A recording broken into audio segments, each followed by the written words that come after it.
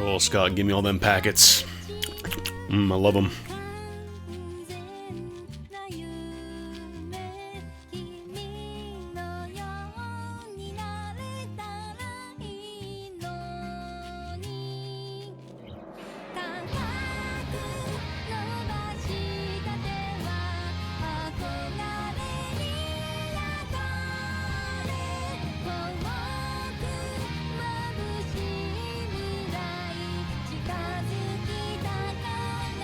Problem is, it's so intermittent that, like, unless I catch it right when it starts up, chances are by the time I, get on the line with the ISP and tell them, like, hey, it's dropping, they're gonna be like, do you reset your router? And refuse to help you until you do that. And then by the time that all happens, it gets fixed, because it just, fixes itself after a while. I don't know what's going on with it. They're like, oh, it must have been your router. Just try rebooting your router next time it happens.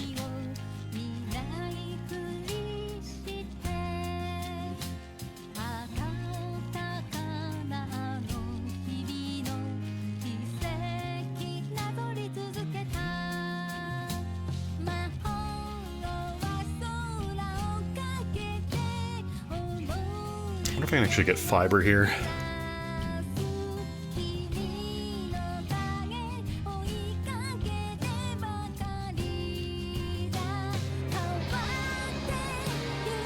Because the thing is, like, it's not that the connection completely goes out either.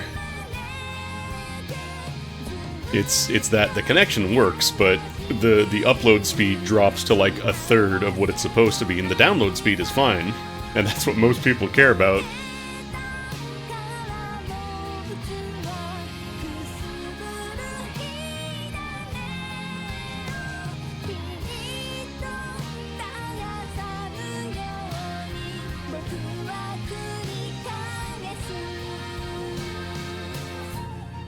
But at the very least, it is for sure not anything on my end, because this is the test that's run directly from the router to the ISP. So it's not me, running a torrent on the side. It's not me running a stream test that's just like, oh, well, of course it's low. It ain't my fault.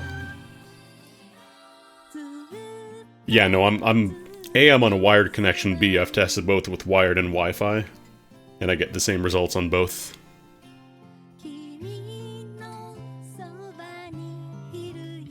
So it shouldn't be line noise, at least inside. It shouldn't be Wi-Fi interference, unless it's something inside the cable itself from the router to the ISP itself, which I don't really have control over for obvious reasons. I'm not about to go digging. Famously great idea. Go around digging for random cables and see if you can find them in city property. See how well that goes for you.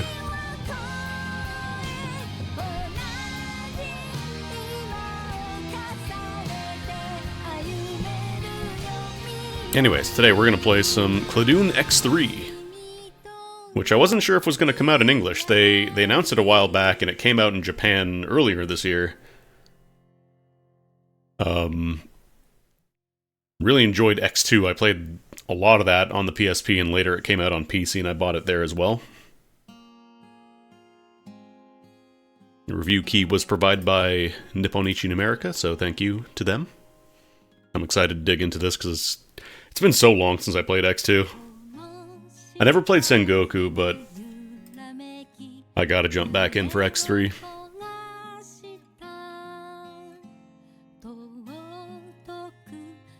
Here we go.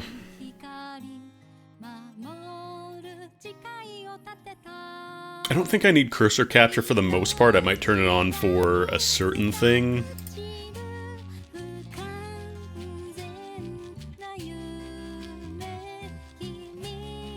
Alright. Controller? Okay, good. Ignore Weenmore, that's my test. That was my test file. I will not be called my dude Weenmore. So Cladoon X3 is technically the fourth Cladoon game because there was Sengoku.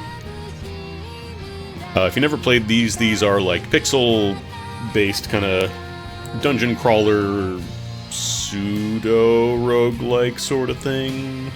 It's a little hard to explain. It's easier once I get in there. I'll do pixel font. I like the modern songs. Like, there's an option for retro soundtrack as well. But I do like the modern songs that they did for it, so I'll keep that on for now.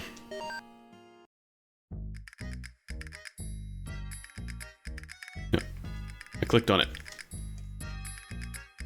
So, pretty much all the Cladoon games take place in Arcanicella, which is kind of a hub world, basically, for dimensions. But before anything else, you gotta make a Scrimblow. Creating Scrimblows is not optional. It's a very important point in the game, actually. So by default, you get a couple different things. As you might imagine, you know, gender has no bearing on ability, that old chestnut. I don't remember if there were 4 animations before.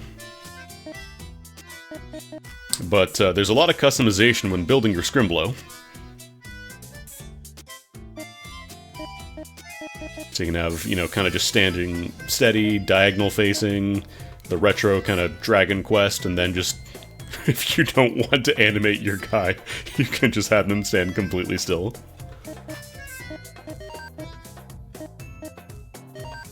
And don't worry about, you know, getting this right first time. You will be making a lot of dudes, and you can customize them however you like. So every character has a custom description. If you like, you can do, I don't know.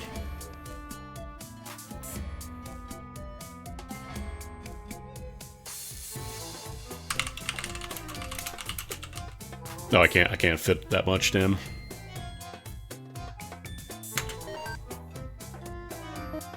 And then there is a little bit of dialogue, which I think this is when you talk to your character in towns.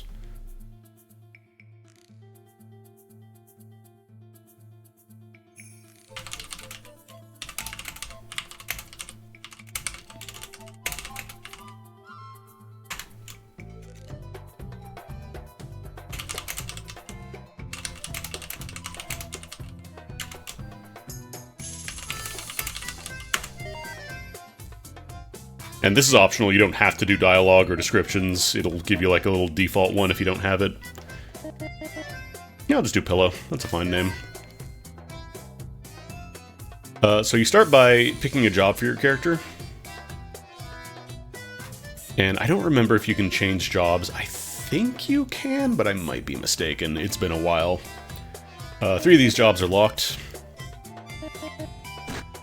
So most of them are pretty self-explanatory. Don't worry too much about the magic circle stuff, we'll find that out later. Warrior is kind of like your easy to use, you know, uses melee. And every job has a special skill. So for example, warriors get better sliding. And this is based on whether your character is a main or sub-character, which we'll get into later. But wizards are better at casting magic, as you might imagine. They recover SP debt faster. You can go into debt for casting magic in this game, or in Cladoon, I guess. Saints can sometimes kill undead enemies instantly. And then there's your Guardian, which, as you might imagine, is good at guarding with shields. Rangers primarily use bows, but they can also use daggers, and they're good at dealing with, like, rough terrain. And then merchants are all about making money, so normally when you die you lose your money during a run, but merchants let you keep it, and based on how many merchants' skills you have in your magic circle, you will get more money kept, so they're good for, like, safe runs if you just want to make some money. And then sword mages are faster cooldowns on their abilities, or both spells and, like, special abilities for weapons. And then ninja, dragoon, shaman are all locked off. We gotta unlock those in the game. But ninjas are specifically black level enemies, which are kind of like the most dangerous tier outside of like special bosses, I guess. And then dragoons count as backstabs as their first hit, so they don't like jump, but this is not a Final Fantasy dragoon. And then you got shamans, who are kind of similar to... Is that actually the same as... Oh, okay, so this one doesn't have outbursts, because I believe there's a mechanic where if you cast too much, you hit like a... Like you hurt yourself, basically, like you overcast, so...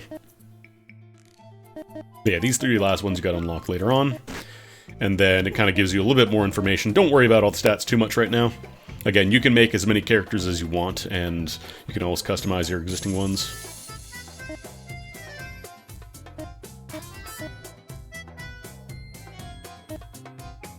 I'll just roll a warrior for now. Alright, so... as I said, you get to create a Scrimblow. And this is just the beginning of creating a Scrimblow. These are just the templates that the game starts with. So you get a whole bunch of characters. None of the appearances are locked by gender or anything. These are just like templates to kind of build off of, so... I kind of wish there was more options for skin customization. I think there's only the 3 skin colors. So it'd be nice if you could do more. You can get, you know, your furries, you got your Aqua Teen Hunger Force. You got your fucked up looking robots. You got fish.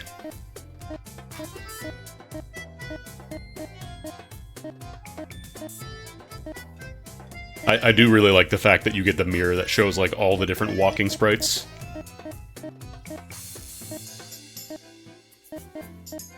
Fish.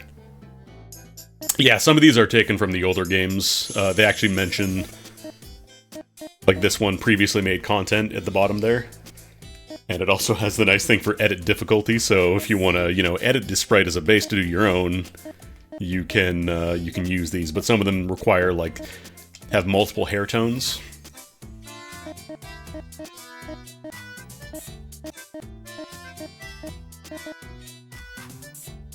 Let's go for that bob.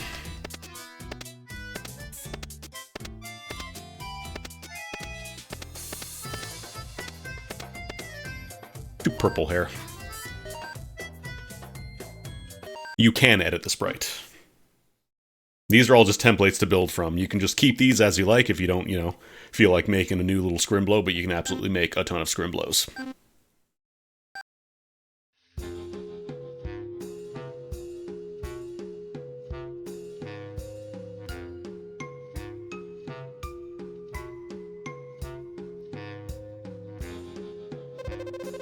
V. The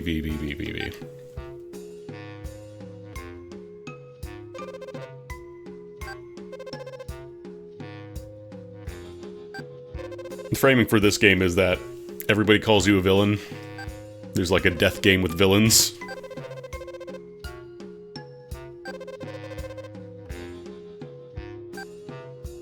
Well, bye.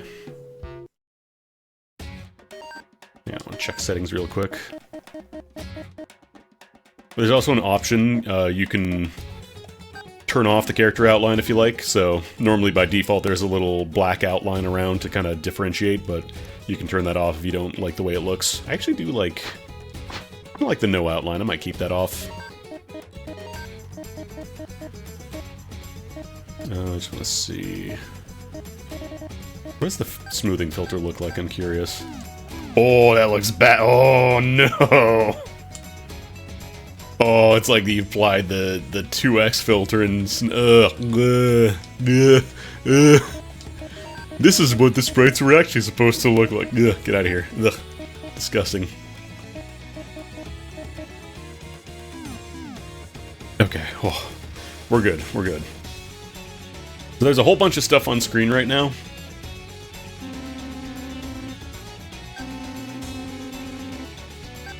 Don't worry too much about the numbers right now. This is a Nipponichi game, so there will be a lot of numbers. But for now, just worry about, you know, basic movement.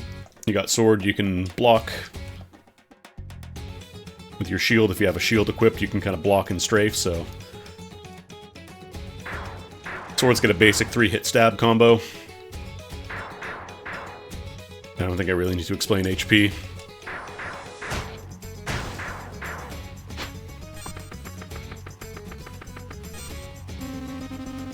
Running is dangerous sometimes.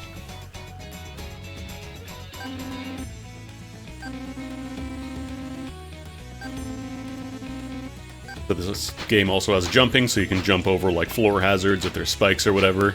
But jumping is scary because if you get hit while you're jumping, then you get knocked back, and if you get hit while running, you take double damage because your defense gets halved. And then blocking, I showed that off earlier. If you played Cladoon before, you'll have most of the info here. You'll be good. Also, certain weapons cannot be using shields. Hammers and bows, two-handed stuff.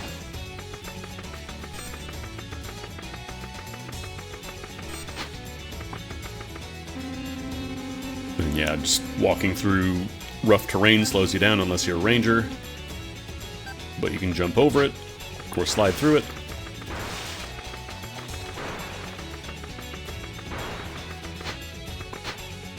Jumping is also... like, you can control your jump a little bit, but there is still, like, commitment with the jump, so it's not like you're gonna be, you know, just bunny hopping everywhere. Wrong button. The blue orbs are mana. That's how you recover SP for using skills. So this guy has the marker, which means that we have to kill him to open the door. So in the bottom right there, we got basically your drops. You'll find a lot of drops in this game. This is an NIS game, so there's going to be a lot of goodies.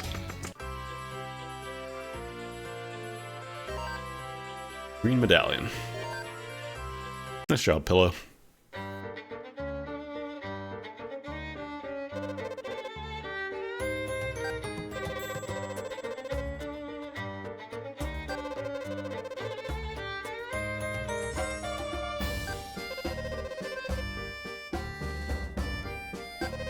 Hi, Jellia.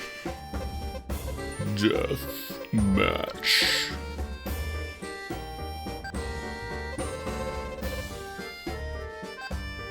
Plot in this game, like in the Cladoon games, are generally pretty lighthearted. You know, it's an NIS game.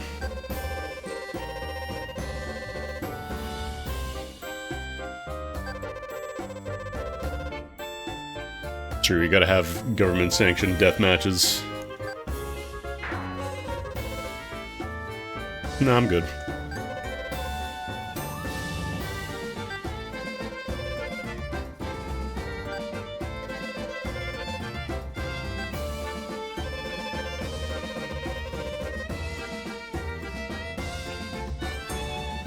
I get the feeling that your character is not actually a villain, it's just that's what the framing we're going with for her game.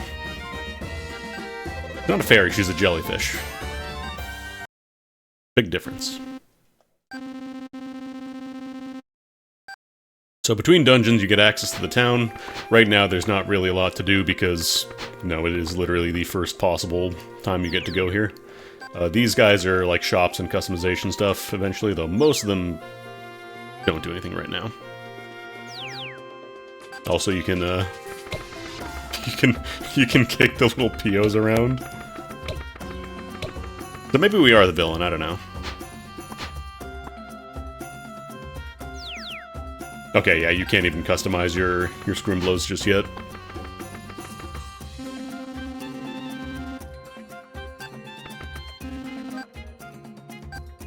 That's a barrel. This one, I believe it does have, like, online integration and stuff. But, again, we're super early, so nothing is really accessible. Do I have any bin beanies? I could make a bin beanie. Yeah, let's just go for the dungeon. So, you can just go directly there if you want. Like, you can, you know, walk up to this door, or you can just open the menu.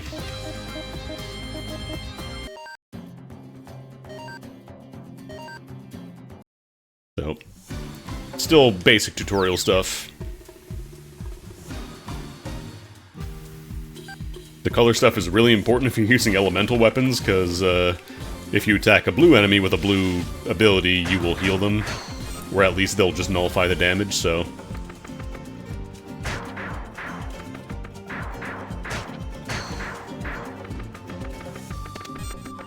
I remember the old games, I kind of had a little trick where I'd like kind of do a short hop into stab. I wonder if that still kind of works here. It's like I'm really playing Smash. I don't believe you can cut grass though, yeah, no. Beans. Rob.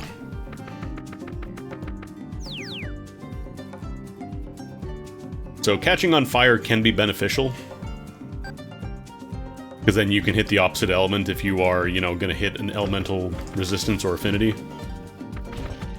So I'm on fire now, which means that I'm going to deal double damage, and then you can jump in water to put it out.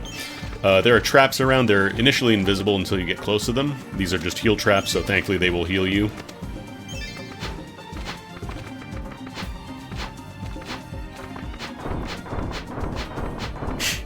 Just having a vibe by the on-fire forest.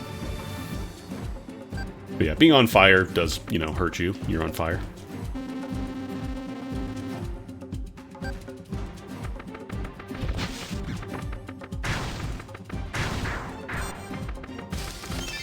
You don't need to do this, but it makes it a little easier if you're careful. So the brown chests are the ones that respawn, and then these red ones back here, as soon as I kill this mouse. These ones are one-time only, so you're not going to get another one of these if you redo the level, because you can run levels over and over again. So this guy is like a dark enemy, a black enemy, so they're a boss. And that one had the marking, which means you gotta kill it to open door. Cheater's bow.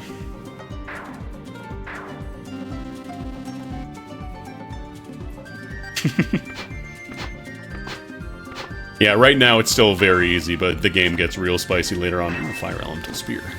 And an impressive shield.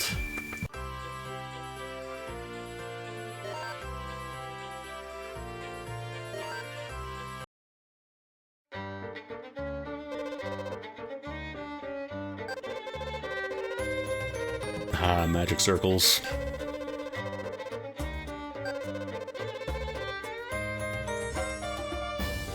Oh, did I miss him? I mean, we can always go back. Okay, you can change jobs. Alright, so we gotta make another Scrimblow. Let's see what the... Defollow.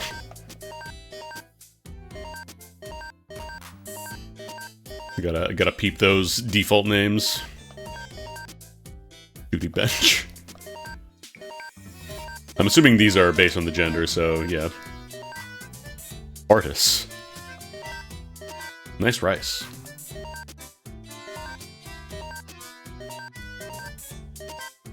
Twelps. Portcullis. Ooh, Begoops is a good name. I'm not gonna do, like, dialogue for every single one, but if you like your Scrimblows, you can absolutely go in.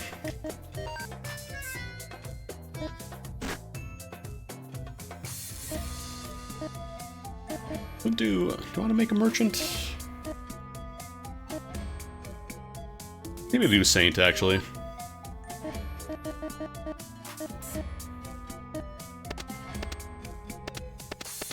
I have that gray hair. It's just, what, is there a gray? I think you can change the hair color later, it's just these are the, like, the default ones. Yeah, I should probably save. Goodbye, Weenmore.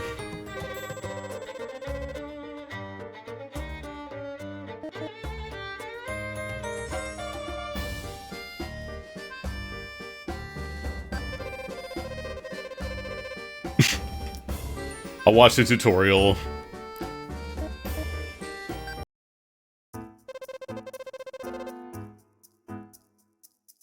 Yeah, I played X2 on the PSP and then I got it on PC later, so I knew how they work, but for the sake of explaining, since this is a NIS game, there are a lot of mechanics for it.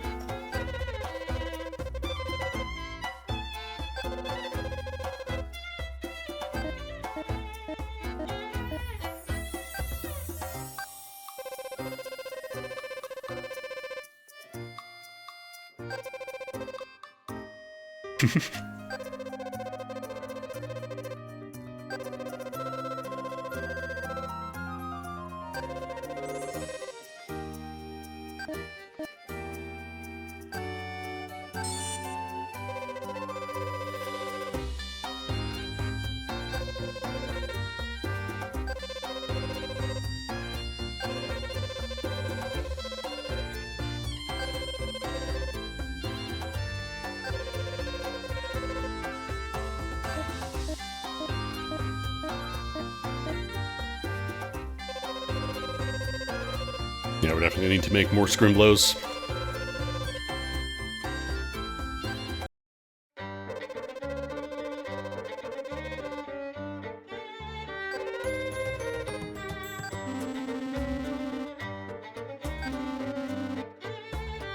You can now create music.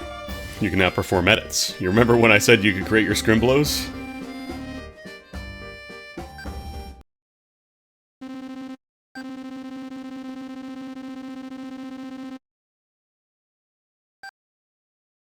Alright. So you can make your own music if you want to play in dungeons. You can save up to 256 tracks.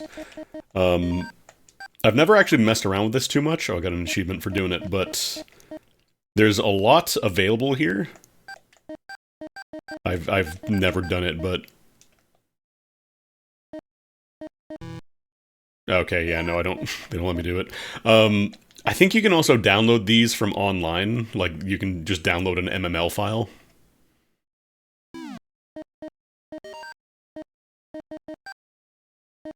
But yeah, there's some defaults if you want to try it, so it's pretty in-depth. It's pretty in-depth if you want to get in real deep. In all honesty, I would probably end up just doing this in an external editor, because I think there are MML editors. But, yeah, you can also do it in-game if you're an absolute sicko. And this is what it sounds like.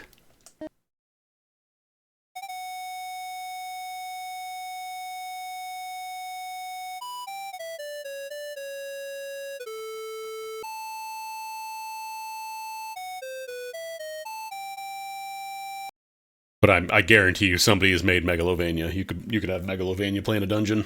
I don't know if they can... I know there is online stuff. I wonder if they do have, like, online integrations. You can download MMLs.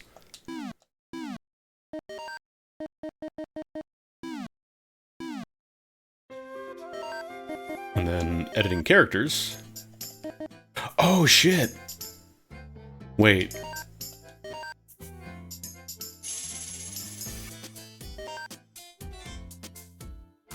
Oh, you know what, though? I think the last time I played X2, because I was gonna say, can I get my Scrimblows from X2? But the last time I played it, Steam didn't have cloud saving, so I'm pretty sure that it's gone. Because, like, you can... I guess you can also get your, like, Sengoku Claudin characters, but, like... Man, I kind of wish I'd... If only I'd known they were going to make a sequel in 15 years that let me keep my Scrimblows from X2, damn.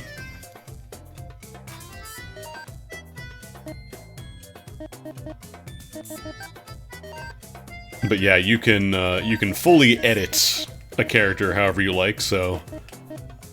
You can take these characters as a base template and then change them however you like. So you can have like a face for when they take damage. For the 4 different facial directions. And this you can also do with a mouse. I can actually turn on the cursor capture here real quick. So you can use your mouse for, you know, drawing and stuff. You don't have to use the controller, although you can. So if you are feeling creative, you can absolutely go in and create your own guy.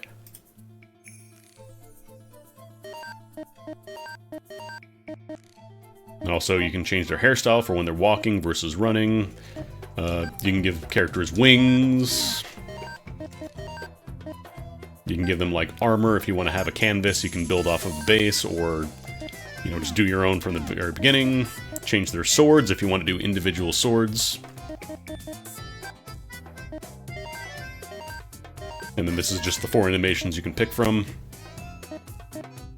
I don't know if you can edit them externally.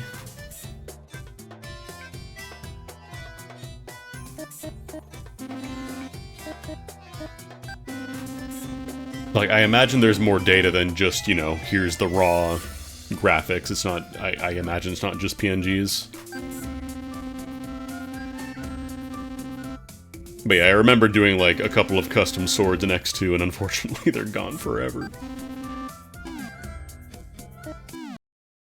But yeah, there is a ton of customization you get to do for your Scrimblow, so you don't just have to stick to the presets, but you can if you want to. Make some more. Get a merchant.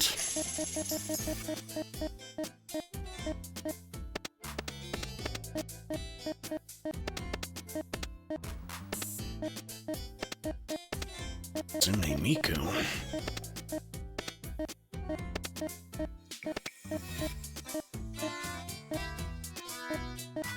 Yeah, sure, make her Banui. What are the... Yeah, I really do hope they add more options for, like, color, for, like, skin colors and stuff, because right now it's just these 3, and I don't think you can do, like... I think when I was poking around in the character edit stuff, it's like, the skin colors, I guess you could just do a custom color, you'd have to do it all from scratch, though.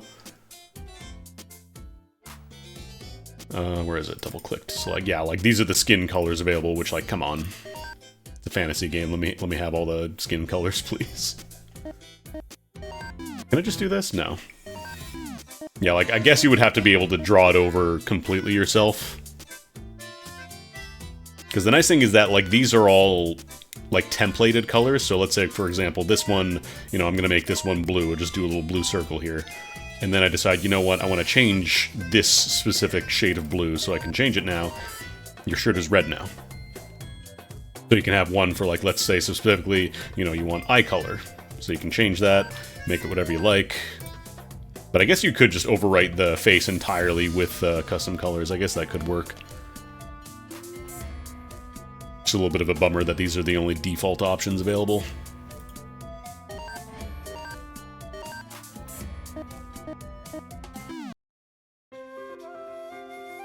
I don't know if the hands can be changed is the thing. Can you actually change that? Yeah, I don't know if you can do that. Just make them white and pretend they're gloves. All your characters wear gloves. Hopefully that does get updated. Oh, is that armor edit?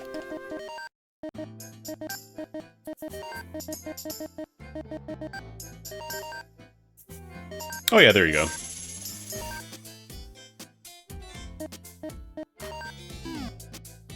So yeah, I guess you could also do it here. It would just be a little more work. Still kind of silly that skin color is just arbitrarily limited to those 3, though. Like, let me have, you know, blue skin, let me have green skin, let me have purple skin.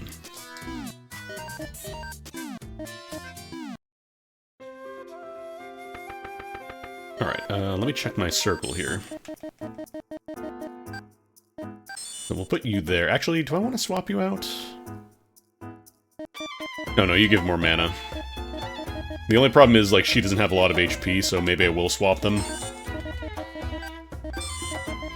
And Big Oops can be in the front. Oh no, this character has a minus 60 HP. Okay, so the front one will always have less. Never mind.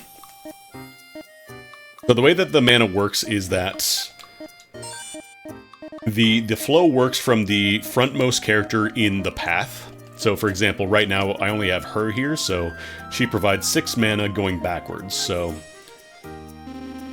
artifacts are determined by the symbol that you place them on.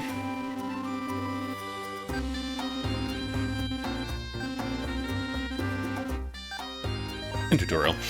So this one, for example, this one has this kind of like TH symbol, whatever you want to call it. So these are mostly like defensive ones, I believe. Yeah, defensive artifacts. And then I can also put anything under the anywhere category. These also work. So these ones, they cost 2 mana of my 6, because remember, she's only providing 6 mana. But then if I add Big Oops over here, there's now a problem. If I were to put a Stone Charm... Oh no, does this work? Oh, okay, right, because the character's here. So, notice how this little path in between is not lit up, so... Right now, these are basically just two separate batteries that I've plugged into my grid, these two characters. They're not connected, so if I were to connect them, let's say I put a Mana Plus artifact that costs 0 mana, notice how her mana providing came up to 12 now. So you have to be careful, like when you place down your characters on the circle, you have to make sure that they're also not using too much mana so that nobody else can get any. So like here I can put down a run mana artifact and that leaves him with 1 because he starts with 5. So this one costs 4 mana, so it goes down to 1. And so she gets 1 extra mana from going down the path, and all the benefits get provided downward as well. It also shows you at the top there, so we can see we have 5 mana, so we can put down any of our artifacts that will fit here. These won't work because these are not the correct space.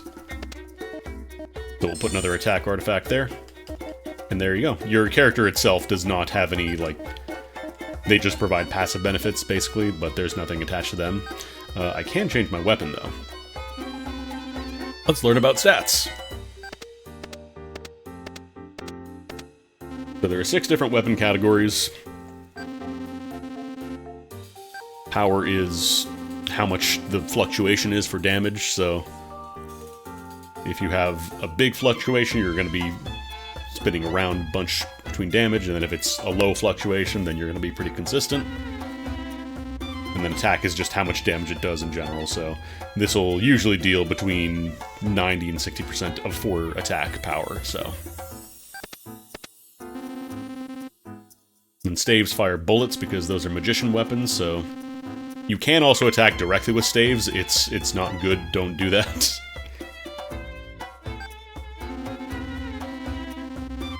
And there are 3-way and homing bullets as well, it's not just like fire bullet, so...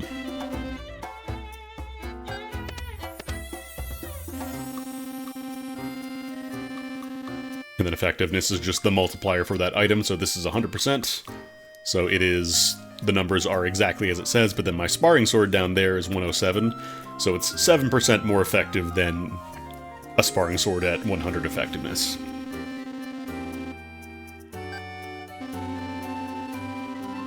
Crits are, you know, RPG crits. And these are your attack speeds and recovery speeds, so lower numbers is better. Yeah, there is like a modern font if you prefer the, like, big text. I like the retro stuff, though. And then bows have, like, charge times and draw times, so...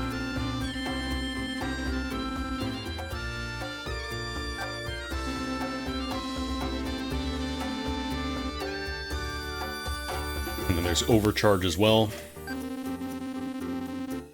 which lets you pierce and deal more damage.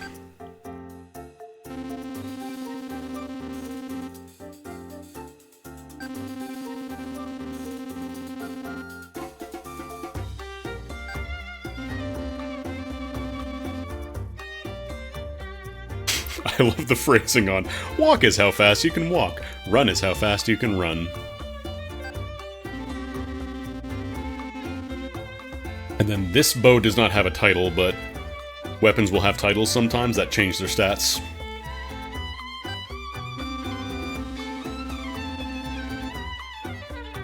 And the resistances are just, you know, damage is reduced by amounts based on the resistance. So this one, for example, has a fire title, so it'll deal... Actually, I don't know if this makes it fire elemental or if it just gives me resistance. I think it might just be resistance on this guy. So this spear is under 21% effectiveness, which makes it a little stronger. And the sparring sword is just pretty much better than the village sword in every way, so we'll equip that. Armor, we don't have any armor. I'm not going to explain armor stats too much, it's basically just... Defense is how much you defend, and then base is just your resistances, so...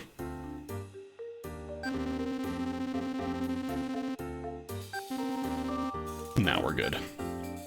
Resistances just reduce damage from that icon by the amount, or increase if you have a penalty. Let's see, what do we got here? Might want to change this one ASAP.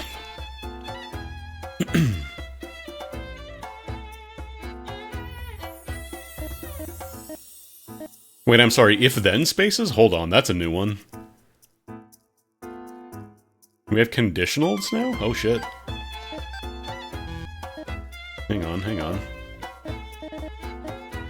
Oh, I see, this one has two different directions flowing inward. Also, the direction of characters in Magic Circle is important.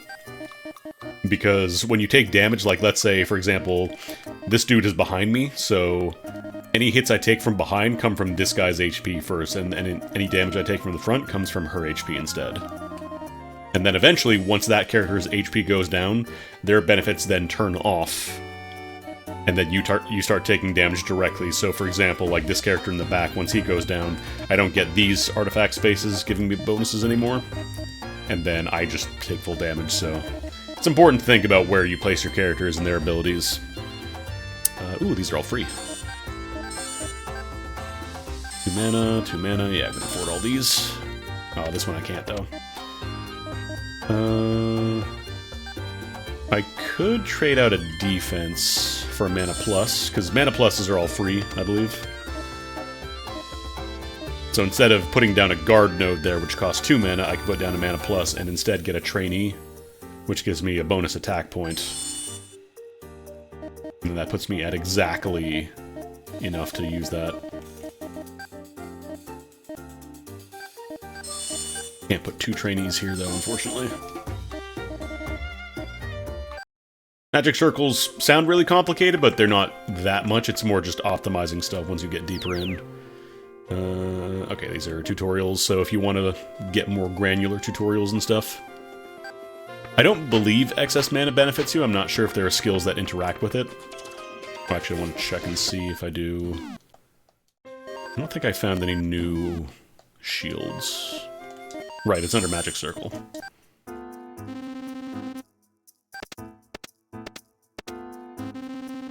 Shields have durability once they go down to 0. They don't get destroyed completely, but they do become useless for that dungeon, basically, for that run, so... Other than that, everything else is pretty much the same.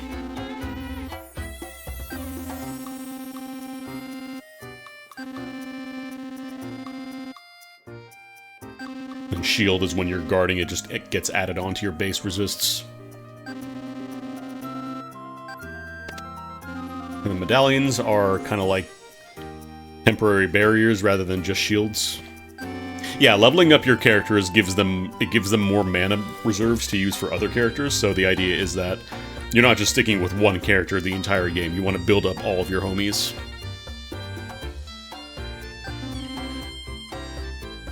But yeah, amulets are basically just like, you can put up a temporary barrier at the cost of some of your max SP for that run. So they're more preventative measures as opposed to active. And this one's a wooden shield, which means it is weak against fire. Extremely weak against fire, actually. That puts it at minus 100%. But much better stats otherwise. Also has the Impress title, which means it has even more S defense, strike defense. So it guards even better. I just don't light it on fire. I'll just use the default shield for now, I think. And again, there's no real limitation on characters, so just, you know, make a bunch.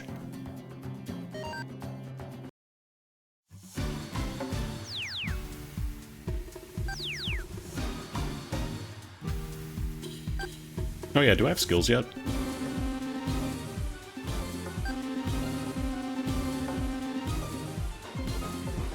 So these tiles over here, these are destructible. There are other ways to destroy them as well, but hammers are the only thing that can destroy those by default, I believe.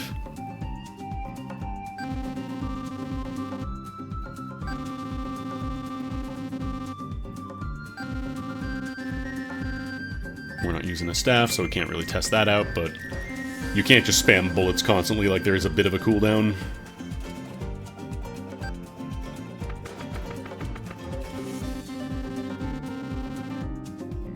Bows, we learned about that, piercing and charging it up. Then daggers are very fast, but very short range. Ah, normal demon wing. Snail. Oh, actually, I think I can get the snail to destroy the wall here. Snails also leave Gleeplorp behind them.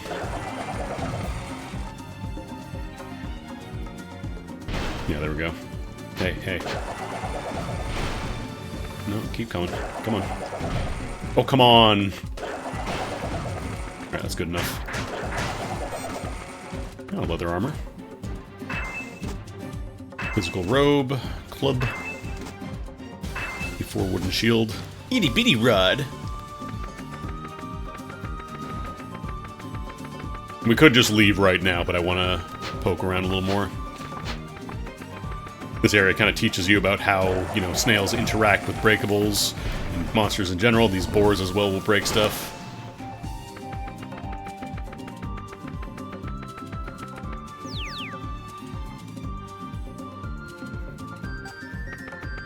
I'm assuming there is gear that gives you, like, flight.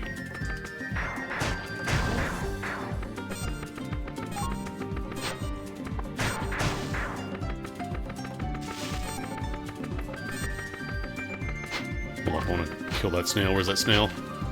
There you are.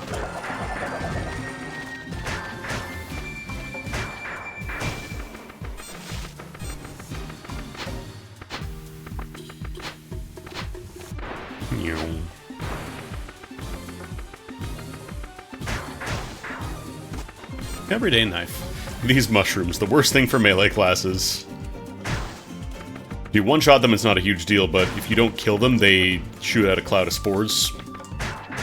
Many runs in X2 were ended because of those jerks. I mostly played melee characters.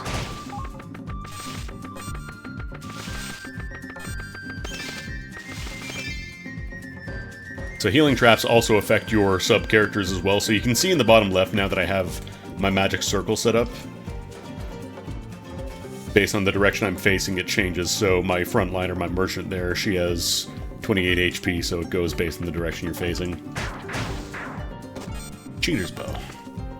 Switches are just hit switch, it opens corresponding door. Another cheater's bow. Getting a lot of bows.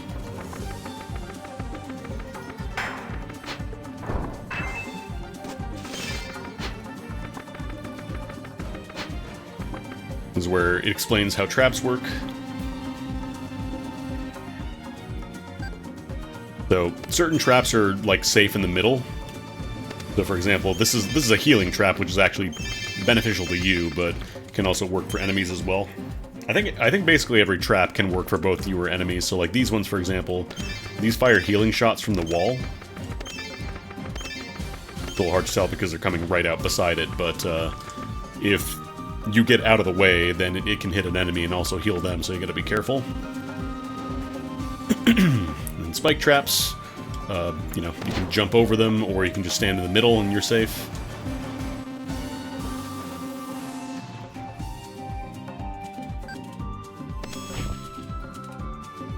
So we have the freeze effect there, kind of gives you little slippery controls, and then fire, we saw that in the last level. Then grab trap, which just kind of locks you in place.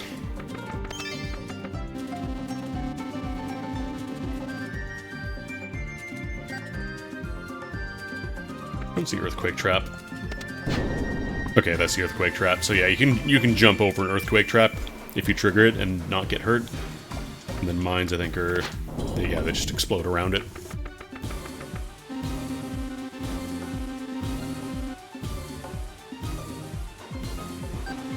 Tripwires have kind of a similar deal, except they covered entire ranges rather than just single tiles. You can't jump over these, but you can slide underneath them. This also has the Demon King Chronicle rule of once you trigger one of these traps enough, it just stops firing, so...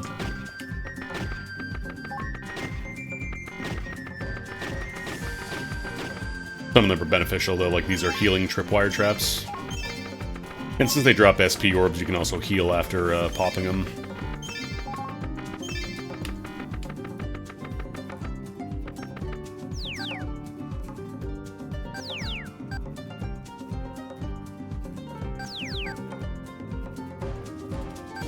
Turtle trap is your defense goes up, but you slow down a bunch. And then rabbit trap is you speed up a bunch, but your defense goes down.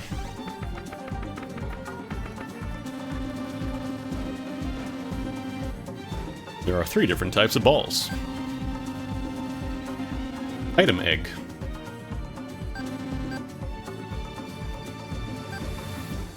So you can actually see, if you get close enough to the base of the trap, you can see what it'll be. So these are all monster traps, and then these are, I think that's a monster trap, and then an iron ball. Is that a ball? Yeah, that's a ball trap.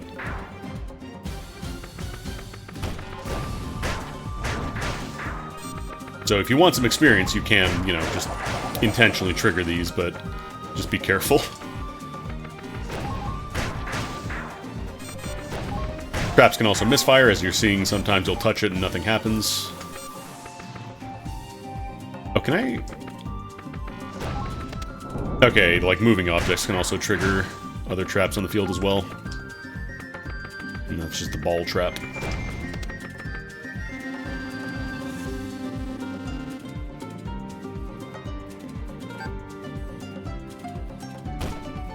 It's another downside to running everywhere. It's a lot harder to react to traps, because you only see them when you're close by, so if you're running full tilt, you might miss it. Almost stone charm. Oh, you know what? I can probably set this off and then have it blow all these traps up. Oh, those traps make more traps. Oh, that could be real bad. These ones are good. These are the blessing traps. I remember these. They give you a buff.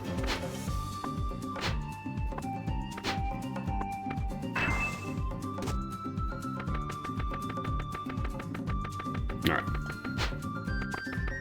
I will have to pay attention to the traps that make more traps. And try my best not to blow myself up on them. Good job, Pillow. Your characters in your magic circles also level up.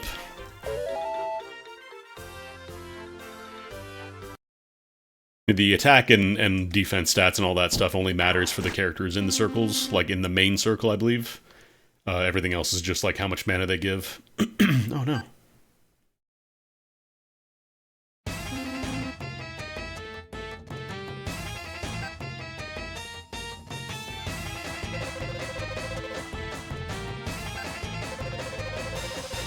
Hodrick.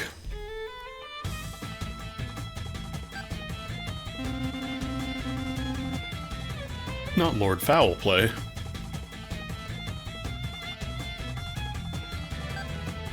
It's a very clear reference to the Dragon Quest hero Erdrick. Erdrick / Loto.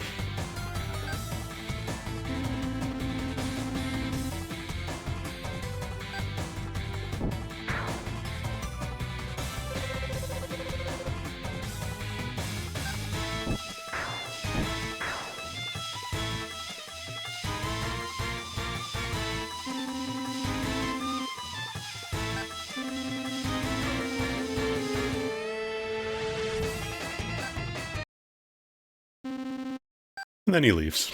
Very nice of him to not instantly kill us. Just you wait, once I get my mechanics unlocked, once I finish the tutorial, you're screwed.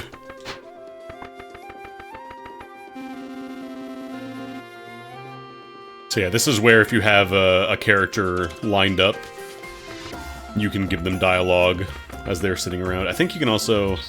Yeah, there we go. So your main character, like, you can choose where they show up by pressing the left bumper. So if you want them to show up specifically here, for example, if I swap out, you know, let's say I change my main, Big Oops is here now. So she shows up there now, and we get the custom dialogue that we wrote.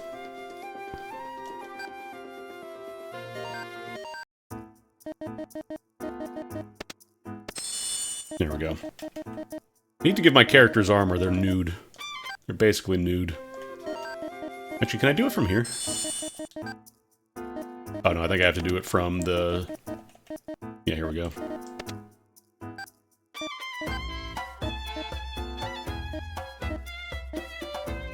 Actually, this is pretty strong armor.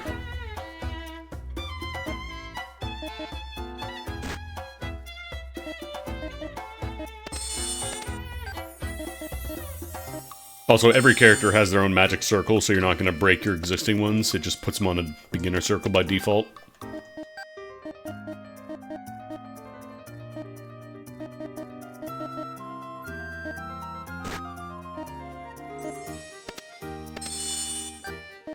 I'm going to put on that leather armor, the other one. Actually, can we all use...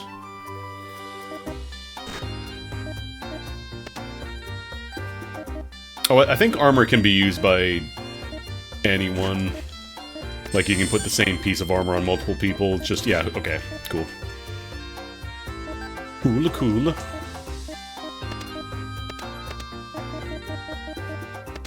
There's also different base stats, like, for example, you know, Pillow here has a faster swing, but a higher recovery. Whereas she gets a slower swing, but a slightly faster recovery. And same with the Bagoops.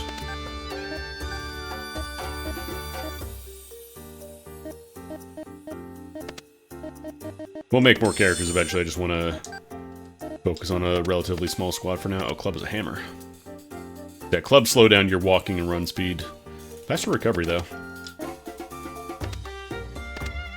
Might actually try a hammer for a bit.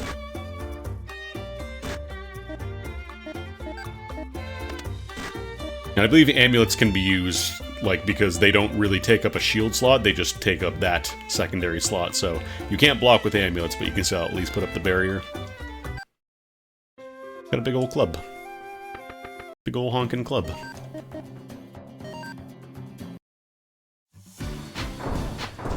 Bonk, bonk, bonk. This one doesn't have a combo, though. This is just a single hit with a charge. But we can destroy walls.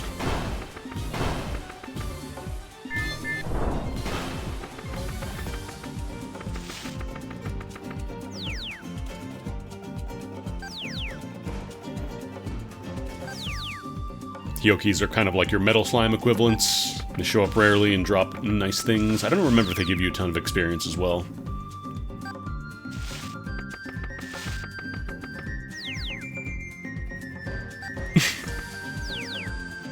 I'm very proud of my home. Yeah, we're villains.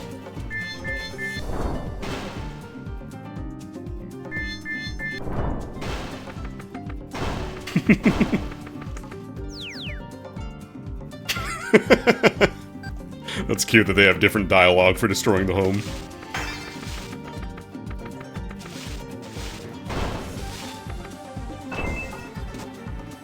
Ice attack plus 3 wooden shield. So if you don't have a hammer, you can open up the gates and let all the boars out. Bonk. I don't remember if attacking enemies from the back gives you more damage. I think it might just be like... Oh no, because I have the variance, right. The clubs have much higher damage variance as well.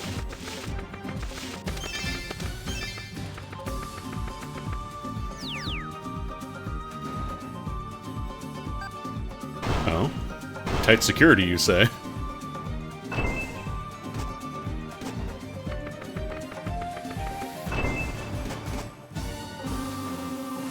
Money skeleton.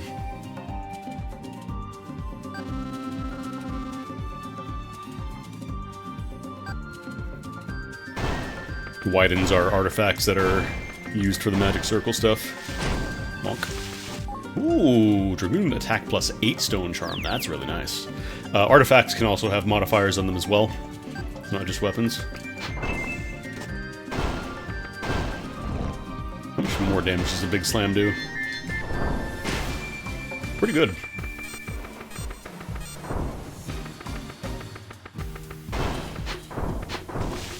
Oh, can I not? Okay, you have to be grounded to destroy walls with the club.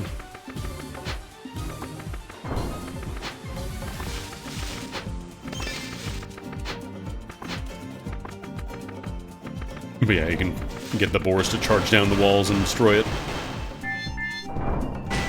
Open!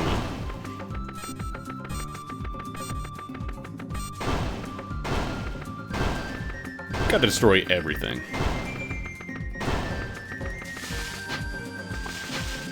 Mention something about one of the rare dudes showing up here. Like a hidden zone?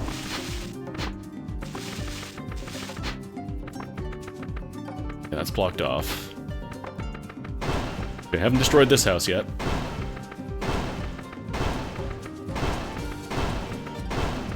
I'm just returning the land to nature.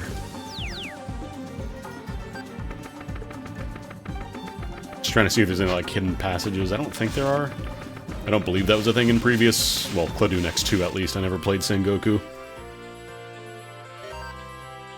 Gotta slap on that stone charm though, that's really powerful. Plus 8 attack, yes please.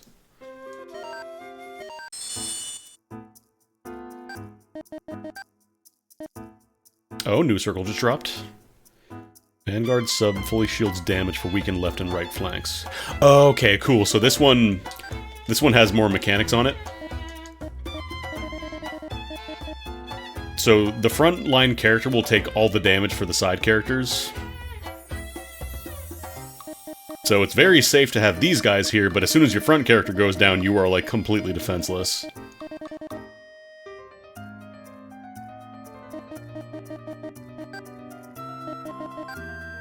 We need to make more homies, though. We need more dudes! Yeah, I know.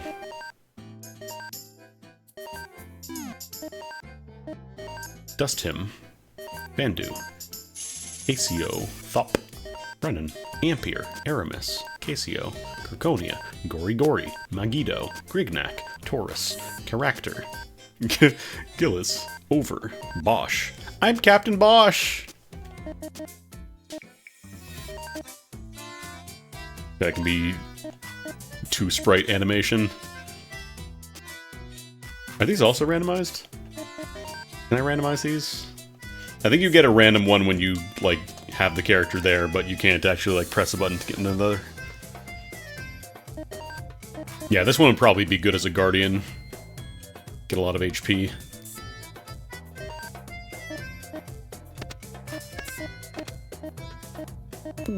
Excuse me. Oh, that's a good Guardian sprite. Ball sad guy.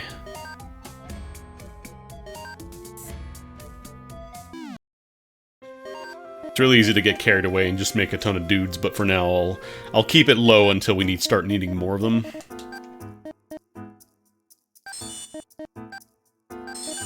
Slap down some of these guys. 8 mana, huh? Oh, he's really low level though, so he's not going to provide a lot of mana.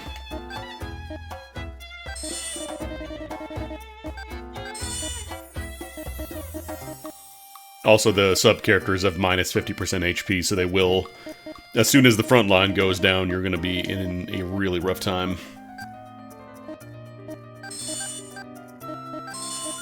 And then... I need a mana plus there to fill it out. Oh, this one costs 22 mana, though.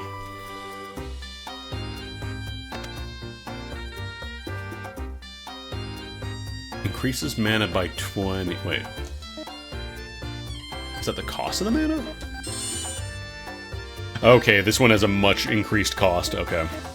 And then if you're a Dragoon... Oh, okay, that's one title. Got it. That is specifically for Dragoons. If you are a Dragoon, you get plus 8 attack. Okay. I thought it was just global 8 attack. I was gonna say that's really good. But I need a Dragoon for that, so...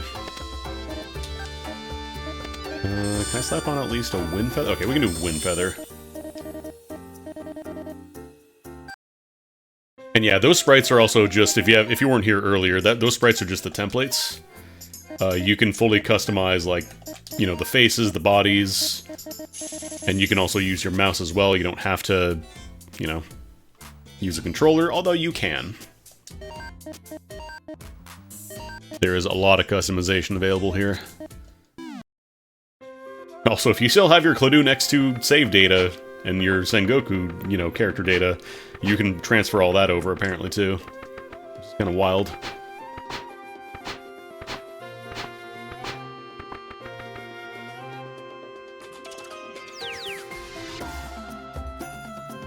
Okay, yeah, just more bonus tutorials if you want to learn more. I made a mistake with my characters. No, you didn't. That's the entire tutorial. I made a mistake. You didn't, though. You're fine. Oh, come on, there we go. The road to becoming a speedrunner.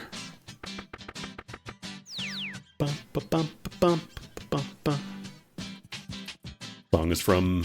I don't remember if it was X2 or in the original Cladoon.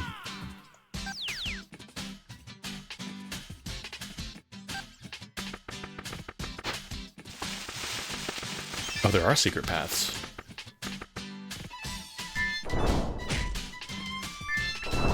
Bonk. Oh, I see. So if you don't do the secret path, you take a long time to get to the exit, otherwise you can just finish up. Wait, no, that's not open, though. Bonk.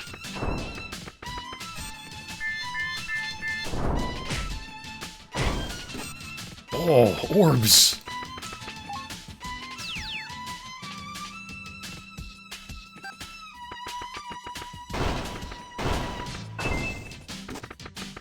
Shield.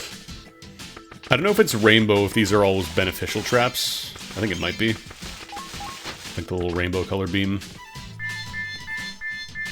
Bonk. Normal ability power.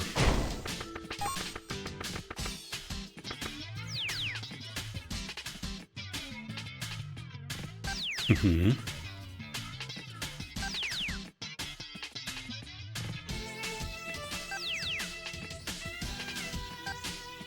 Okay, so...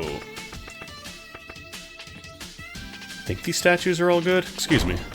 I'm looking at statues. Yeah, I need to see if I have abilities, because I know warriors get to use some abilities. Ooh.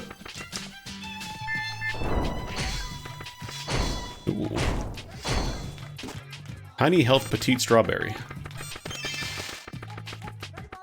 Oh yeah, my side characters have 10 HP each, damn.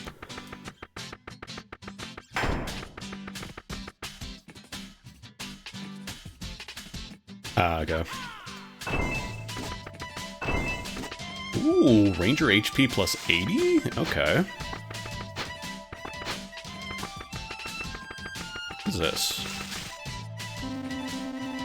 Oh.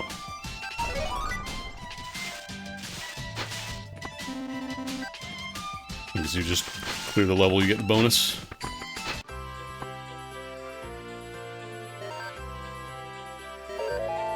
Nice job, the goops. New ability. New magic circle.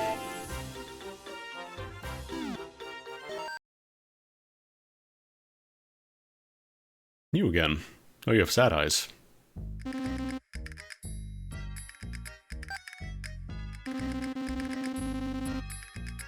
Uh-huh.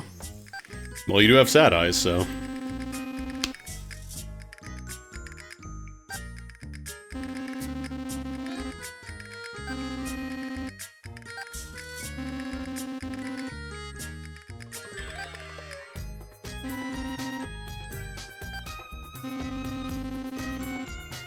Hi, Lord Foul Play. He's angry again.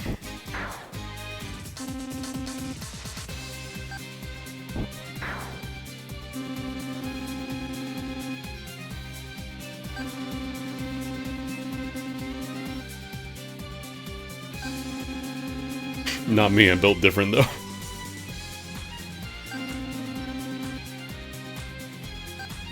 He doesn't have magic circle though, so you just hit him one time and he dies. So the sub-characters in combat, they don't directly fight, they provide their batteries for your magic circle, basically. So for example, in this magic circle, it's set up so the front character, this guy here, for Bosch, he takes all the damage that the side characters would take. So anytime I take damage from the left or right side, he takes it first. But then if I get attacked from the back, there's nothing protecting me from the backside, so any damage I take there goes directly to me.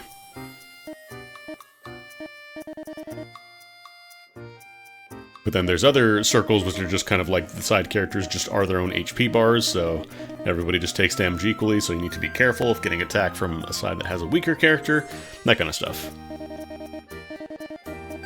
Meat shields, but also batteries. Also, there are different circles based on the job classes, so for example, Big Oop's got some new skills here. So these are based on your job class.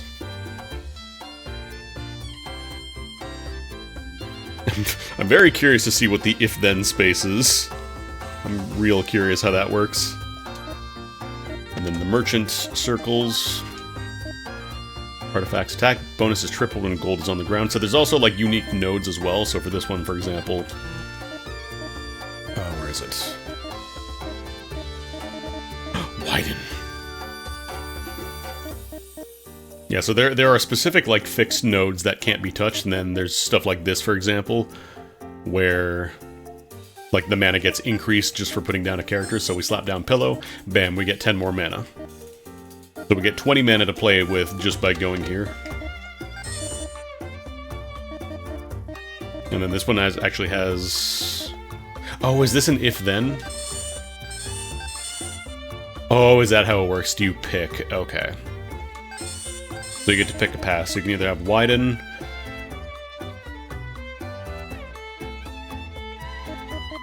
So this one increases the effect of this mana, of this artifact, but then it also costs 3 times as much. Because it's been widened. Can I not use this? Okay, no, that's just for being there. And I believe there's also like a portable version of this artifact that you can place down as well, so if you find one in the dungeon, you can slap that down. And then this one has a 50% cover, so he takes 50% of damage from other sub-characters. Can I afford? I might need some mana pluses for you. HP plus 80% for rangers. I'm kind of curious. I want to test something, actually. Make a new ranger. Yeah, sure, you can be the glass cannon.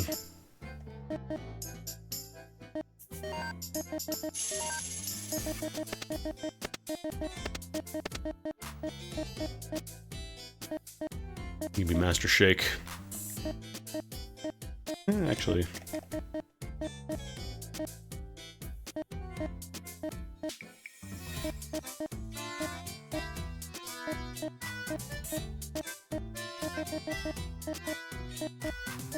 Where's the fish? I need the fish. There we are.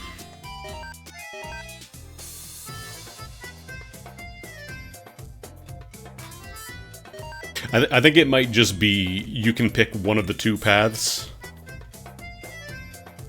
I don't know if the gold condition is... I don't know, actually.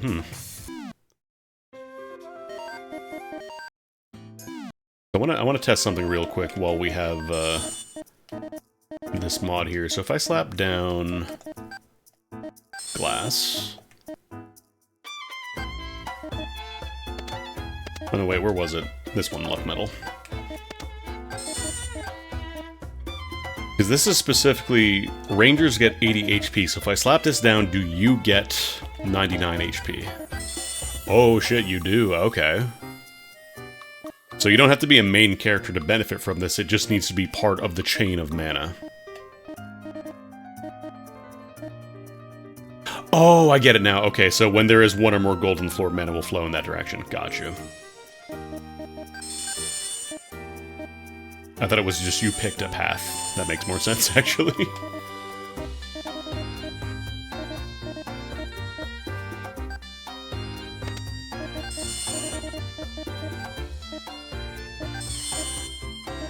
We have 4 mana, though. Oh, I don't have enough mana pluses. I can't complete the circuit. No. I'm literally a single artifact off of completing it. That sucks.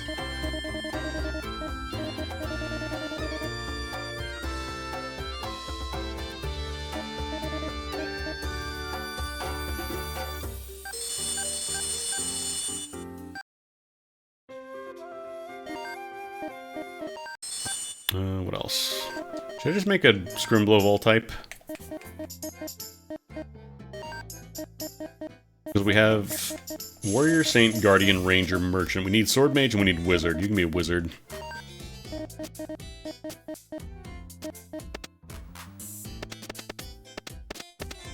Her name is Pinky, so she's gotta have pink hair. And we'll make one more. Pinky with a Y. Let's...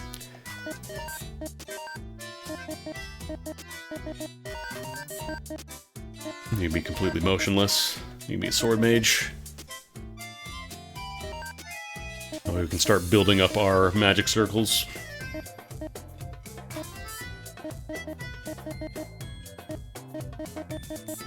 There we go, that's a good Sword Mage outfit.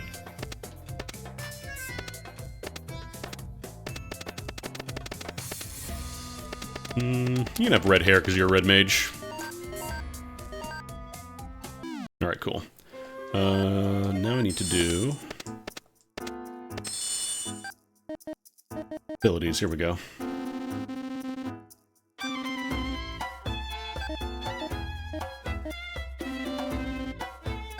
You can cycle out the slots for abilities in the dungeons. These are just how they start. And we got some skills.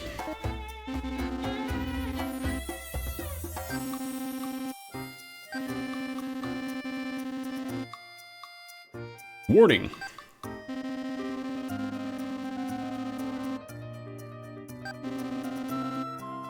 Nah, I'm good. Alright, so we can do... Yeah, we have single thrust right now.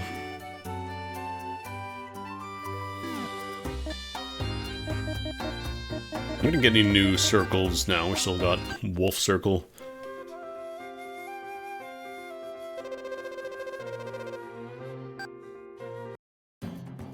Oh, that's right, I'm using a hammer. You're right, you're right.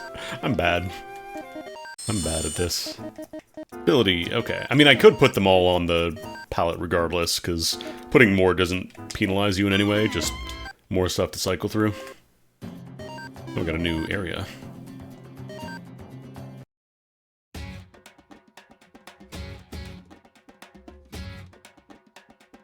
Okay, just cooldown time and SP usage.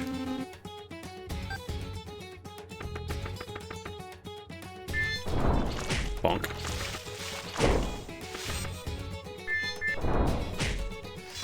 Okay, these guys are level 3. Okay, yeah, it's like a quick little spin. Spin! HP growth.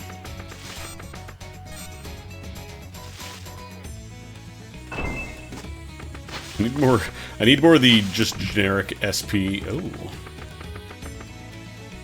Could just go through there. Or I could wait for the cats to light on fire and then they just die. Because I was going to say, I want to get more mana plus orbs, just so that way I can kind of not have to worry about optimizing my grid perfectly. I can get a little loosey-goosey with it. Ow.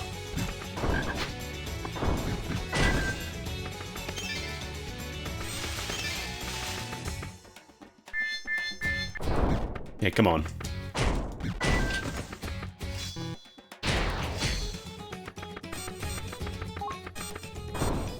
Don't have a ton of SP though, because warrior classes.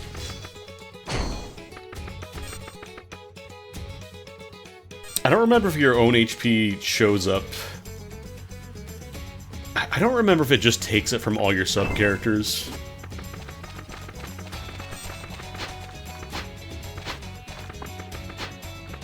Like, I'm assuming it's based on your, you know, your main character's HP, but could be wrong.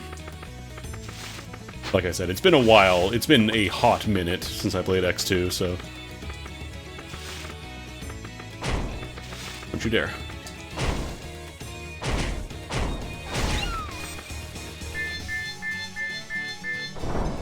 Hehe. Oh, they're immune to fire because they're red enemies. Okay, never mind. Lighting on fire was bad.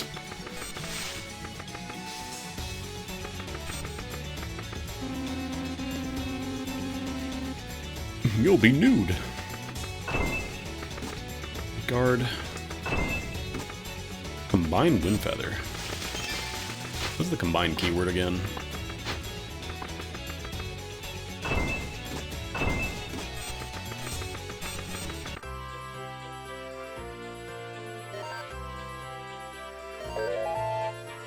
Big oops.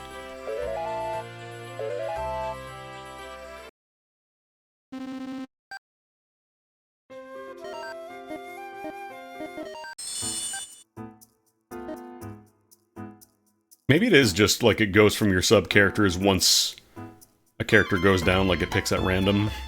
Unless there's rules that prevent that from happening. Legion. Ah, here we go. We got a 4-way cover now. Rear guard sub shields 50% of the damage for other subs.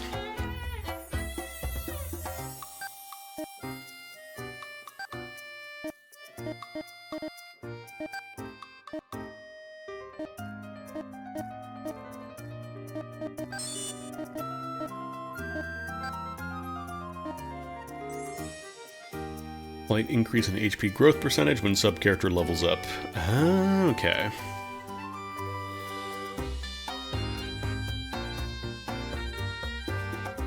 Oh, that's right. I think I remember now. There were magic circles that were specifically for, like... They weren't as effective stats-wise, but they let your sub-characters level up much more effectively.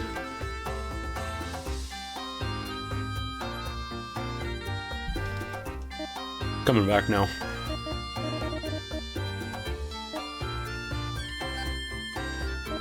Ability strength, magic strength. Okay, so this is just abilities or magic, but not both.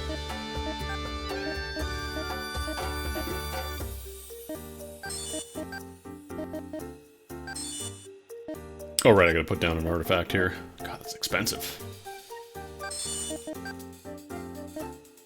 Might actually be a little difficult to use right now, because most of my characters are still kind of low on mana. I might switch back to the other circle. Go back to the wolf. Actually, let's run a different character for a little bit. Do some wizard gaming.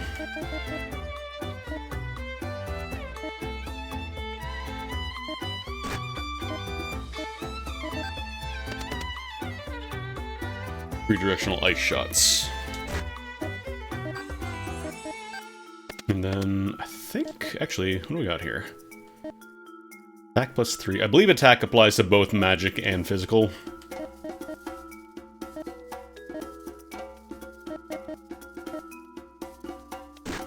I just gotta be careful not to, you know, block any fire damage. Invisibility and magic. Speaking of ability and magic, probably want those.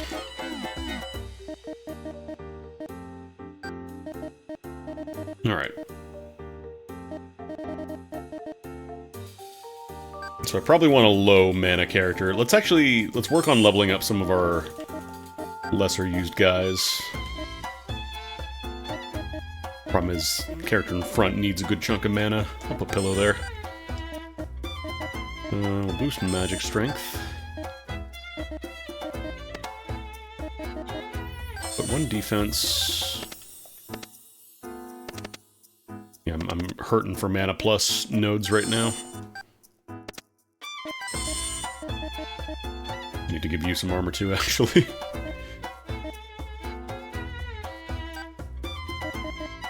This is SP orb spawn right by 10%. Also gives attack plus 1. Let's see if we can swing that. Because we get a bunch of mana just for having a character here, so... SP3... Yeah, more orb spawn, sure. Bump up ability power, and then... Actually...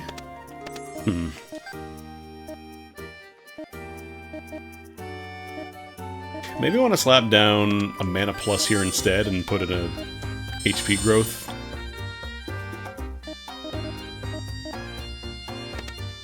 Give you some armor. I don't think the armor matters unless it specifically boosts HP.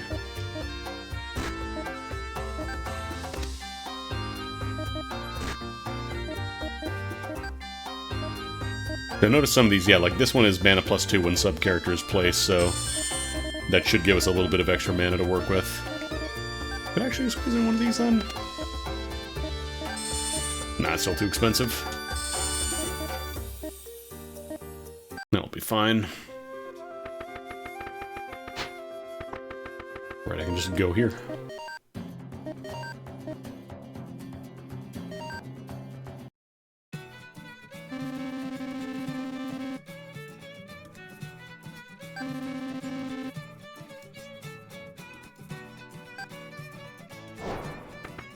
Oh yeah, there's the gate, so... Yeah, when you go down to 0, you don't shoot anything and it does a very, very slow attack.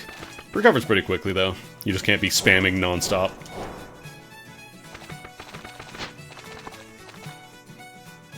I'm gonna go slow because I don't want to step on any traps. On the other hand, we have bullets, so... Can I stack these? I think I can.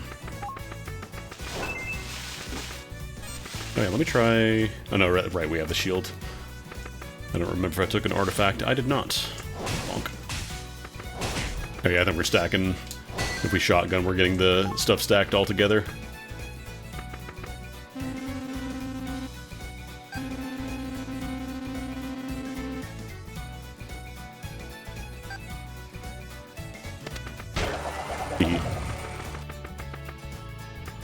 Another very important thing there is, yeah, if you're facing a specific direction, Trap's wall was attacked that way. So you can kind of cheese certain things if you know what to do. What is that? Normal mini apparatus. I love mini apparatuses. Oh, I saw that little secret. I saw that hidden goodie. Also, spells. Have you ever played Dragon Quest? So I could just leave, but again, I wanna get all the goodies. Actually, is there a hidden path in here? Is there a hidden path in the hidden path? Might be a different hidden zone. There's definitely another hidden zone down there, because there's just goodies down in the corner.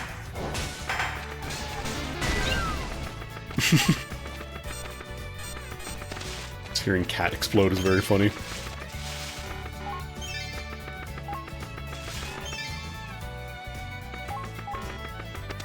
Oh, that was an earthquake trap. A very high damage earthquake trap.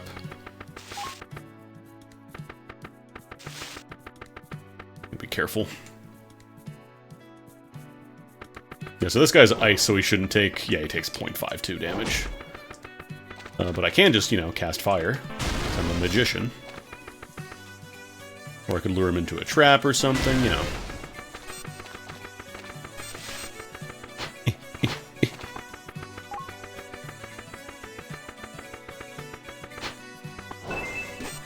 Hemp cloth. Oh, really? That missed?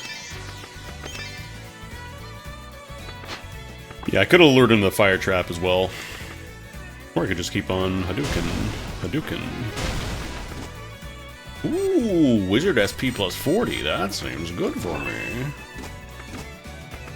That's me. I'm a wizard.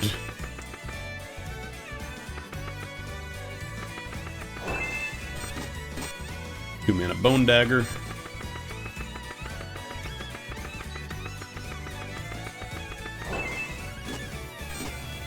Another growth plate. I still need... I'm starving for mana pluses.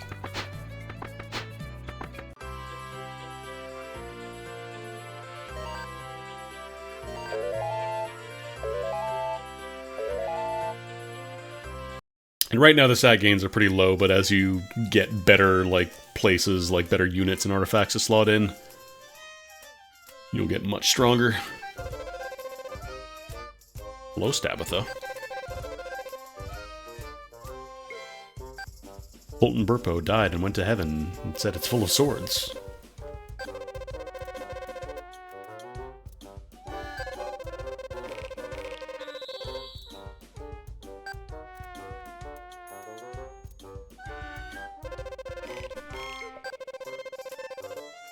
I was promised swords? I'll take my swords now, please?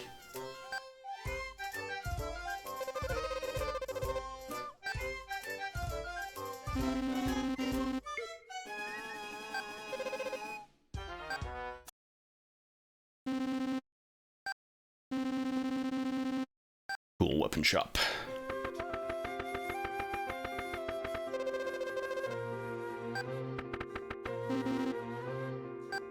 Oh. Piggy. That's what pumpkins sound like, apparently. They go piggy.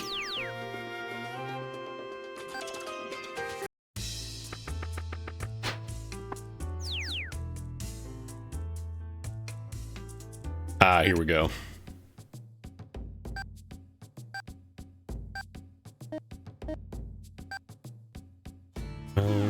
stock titles. Oh, here we go. So if you find a title you really like and you don't have, you know, maybe it's on a stinky weapon, like let's say I want to put this on a different club, you can sell weapons with that title and get them and attach them onto other ones, basically. So they're kind of like a little bit almost like the, what's it called, the Innocence in Disgaea.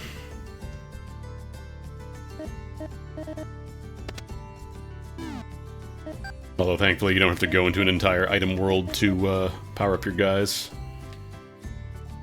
Resistant to all elementals, weak to slashing. It's not too bad.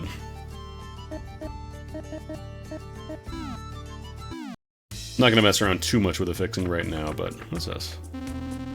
A private room. Let's not go in.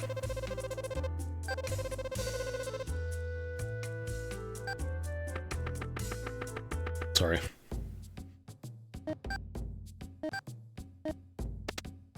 If I sell items from this menu, do they get added to my stock?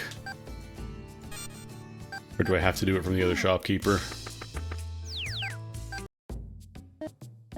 This one specifically mentioned to fix titles being stocked. See something real quick. Okay, cool. It does get added in as well. Now, you can even just pay money to make up the missing stock as well. It just costs a lot more. What have you got even? Do you have mana pluses in there? You got any of the mana pluses? Oh, you do. Just buy like 4 of those. Stone Axe. But at least has better variance. Homing shots. Ooh, I might try out this. I like a homing shot. I like a homing torpedo. Spears.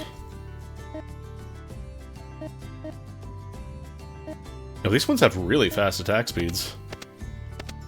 Like, swords are like 5, 7, 5 and 7, 5 and 8, and then spears, this one is 1 and 2. That's really fast. And then daggers are, you know, obviously meant to be fast because they are very short range and kind of weak. I'll try the oak staff for now. Rugboard garb.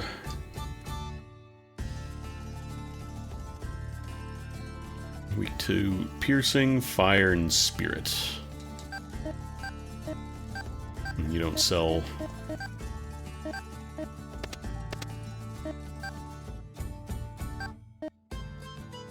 Herb is attack and defense +2, walk +4, SP +4.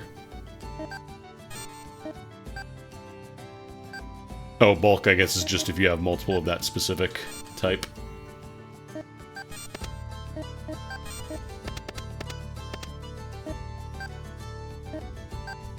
Wait, is that equipped? Who has that? Yeah, sure, I'll sell it. We have another one. Not a ton of money for those, though. Probably need to get, like, more valuable stuff. Okay, so I want to change out my Raud. Okay, good, it auto-equipped it for us.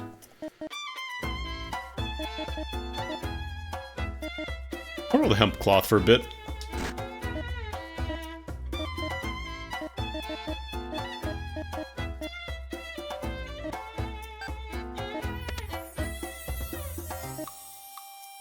I don't have enough to slot in an ability power, unfortunately. Could make the... What is mini apparatus, actually? Okay, that's SP +5. So we got some extra mana now that we're leveling up our sub-characters, so we can slap in some more effective things. Actually, how does... Well, mages probably want magic and ability power. Because magic specifically works for your bullets, I believe, whereas ability... Actually, no, maybe that is special ability. I don't know if these count as... Hang on, where is it? Magic circle... Oh, you know what? No, I think your regular attacks are controlled. Yeah, here it says... So this one is just magic. I thought abilities and magic were the same thing, but... Or ability was your skills, and then magic was your special abilities, but I mixed it up. We want ability power off if we have any of those. Actually. Speaking of those? No, not enough for that. I'll just slap on a mana plus for now. And then this one, yeah, we want magic power. I guess you could, in theory, use melee weapons. There's probably, like, if you're running a sword mage or whatever, there could be some weapons you would want. I can't afford that. Alright, that'll do for now.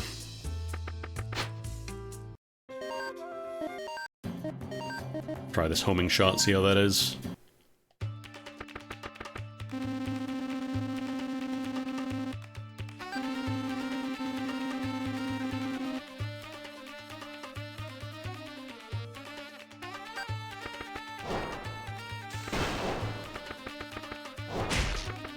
No, it actually does turn around. That's kind of funny.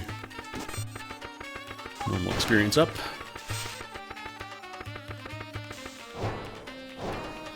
It doesn't quite go as far, though. Good damage, though.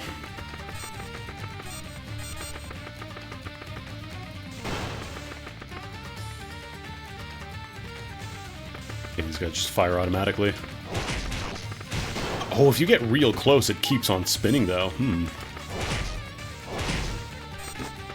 Get a lot of magic power books, too.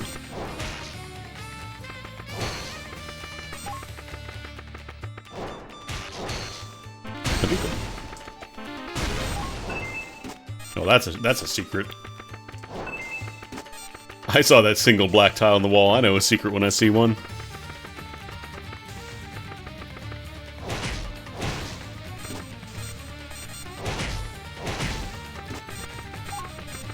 Another village rod. That one is attack +1.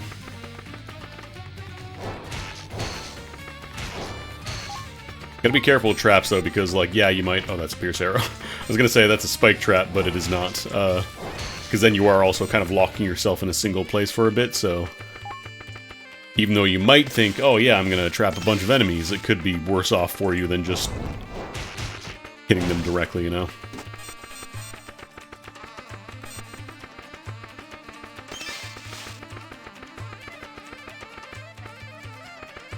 Freeze traps.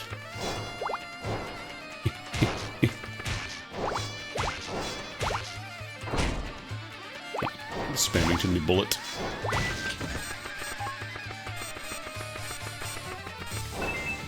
Strawberry.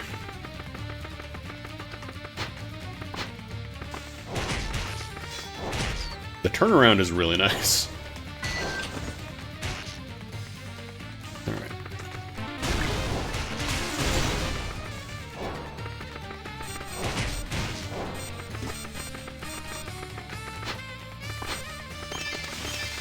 Earthquake trap. Firebone dagger. One with a combined keyword. I gotta see what that does.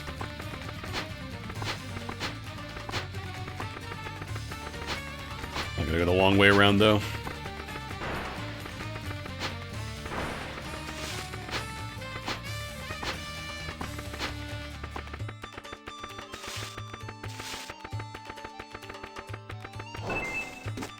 HP growth.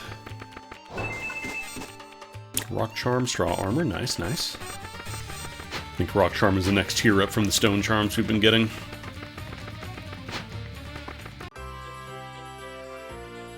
These are all fixed stages right now, but eventually the game opens up a, like, random dungeon.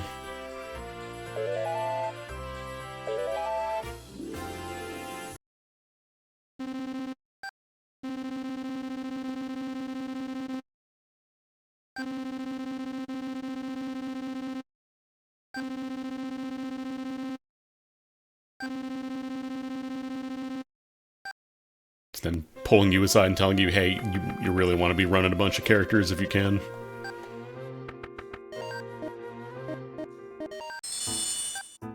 I want to try out Spears. That looks kind of silly. 2 ability magic spaces and 4 stat growth spaces.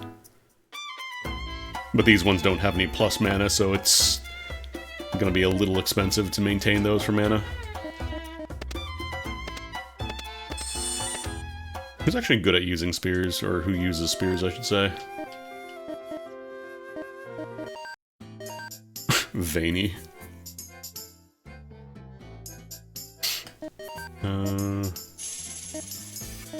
I don't believe there's, like, weapon proficiencies like in Disgaea. I think it's just certain classes can use, or they have abilities. Actually, I think anybody can use anything. It's just certain classes can only use, like, specific types of weapons for their abilities.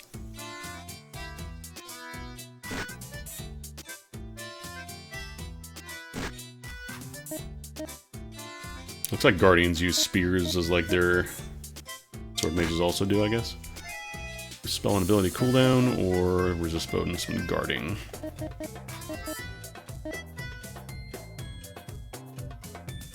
Ninjas are boss killers and specialize with daggers.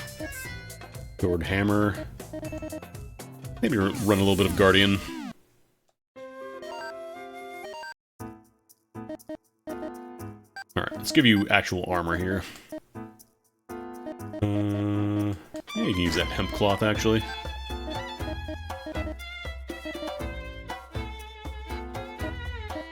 And impress. And spears. Is this really the only spear we've gotten? Wow.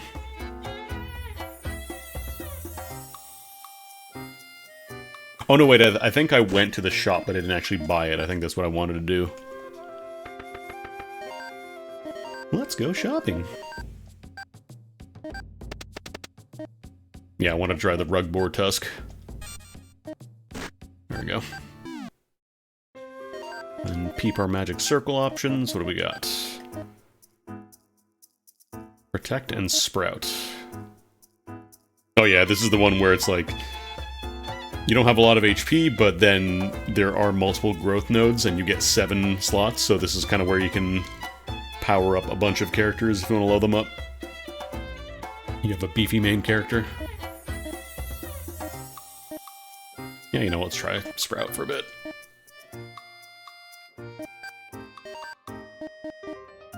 Thrust. And again, remember, it goes from, like, the outside in, but if you don't have something on the very far point, you don't have to worry, because if I put, you know, if I put her there, if I put down a charm here, it doesn't actually get activated because there's no character to connect it. And also, actually, I want to test something real quick. Can I skip characters? Do I need to have a character in the slot? Okay, yeah, you need a character in the slot, so you can't just leave a slot empty. It has to be filled in.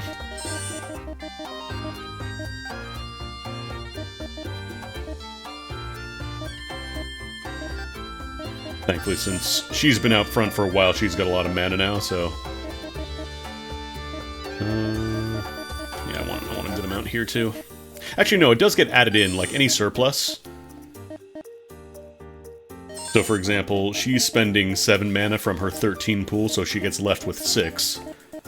But then, this guy only has 3 mana on his own, but since we have the extra surplus, it gets converted to 9 mana, so... yeah, I think the idea is you probably want your biggest batteries on the outside. Can I afford this? No, I can't. HP growth. Slightly more HP in the front. Problem is, Pillow has our highest HP count. We'll have to manage. 8 mana, so I can put down a little bit of extra HP there.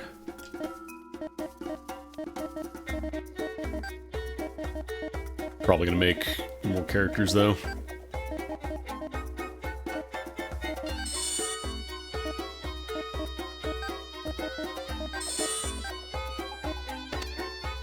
Probably get...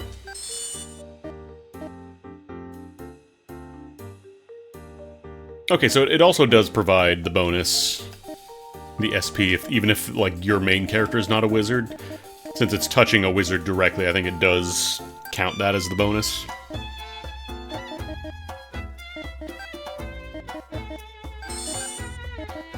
HP growth, and then backline I'm gonna have to make more. Unfortunately, we are hurting a little bit. I think at this point we have one of all the basic subs. 1, 2, 3, 4, 5, 6. Are we missing one? Oh, 7. I'm gonna put her down, but hang on. Night night. 2, 3, 4, 5, 6, 7. Yeah, okay, there's 7 total, so we'll just make another.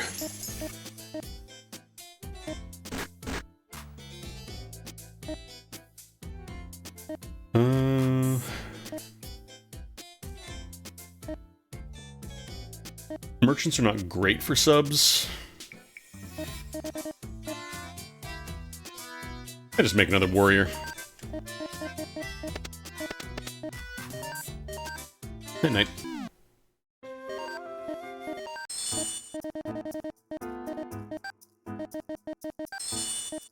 Hopefully we can afford the costs of mana here.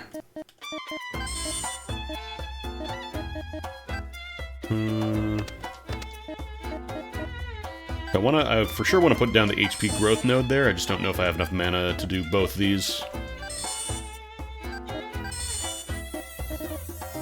Ah, we can't do the ability plus, so I'm just gonna slap down a mana plus there, we'll be fine. There we go. Do a run with Bosch and see if we can get some nice levels.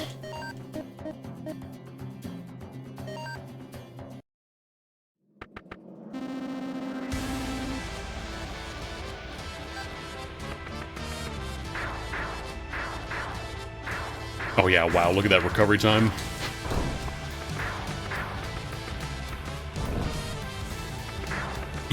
So slow. Actually, you know what?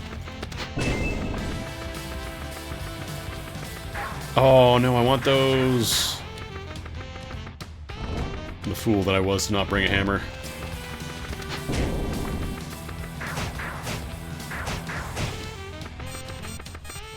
Figured spears would be like a really long linear poke, but they're actually a very wide slash. Oh, of course they despawn now. No. We can also come back and get more.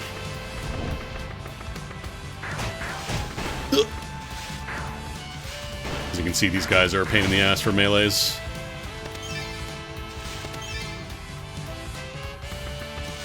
Especially because they're the boss class. How does this... I don't know if the mushroom guys have a back that I can realistically target. Oh yeah, this guy has to be attacked from the back. Or I could use traps. Go around a little bit.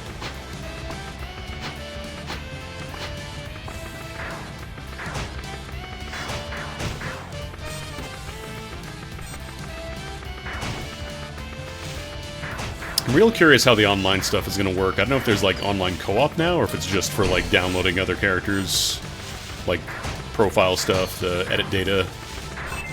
Would be cool though. Because one of the problems with the previous Cladoon games is that you had to kind of do everything yourself if you wanted to like download. Oh no. That's what happens when you run and your backliner takes a hit, by the way. They take a ton of damage.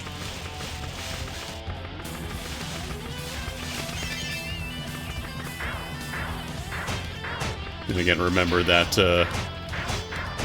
for every character that goes down, we are then becoming weaker, so... I want to be careful not to be taking too many stray hits on, you know, the flanks that can't really take it.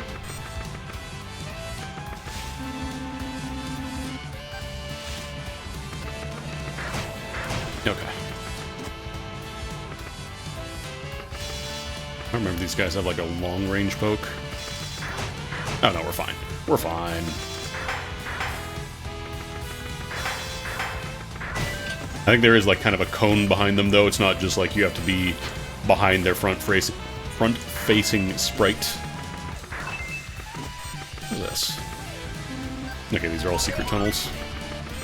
Some markers. This is a little spooky up here. I'm curious. There's hidden goodies. I want them.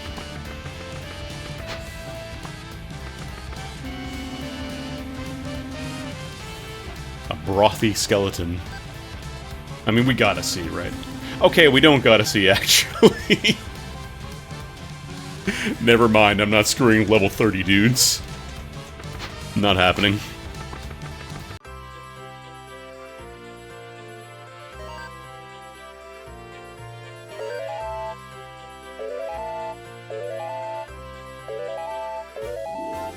It's also just a good way to get all my homies some levels, you know?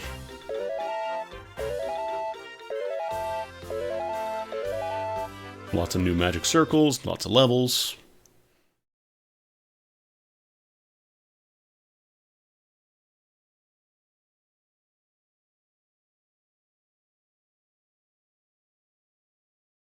Pasnate Castle.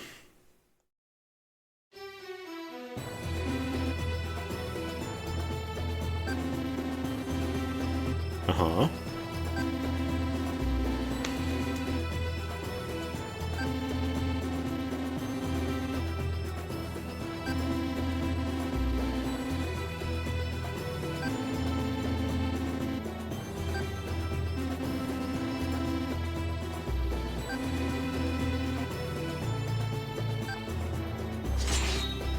Fancy sword. I wonder if they have templates for, like, weapons and armor and stuff as well, like the pre-made stuff, like, for your character faces. Probably... I don't know. I wonder if you can copy the appearance of any weapon you found already, but probably not just give you a bunch, because those are probably used for the main weapon, like the main story stuff.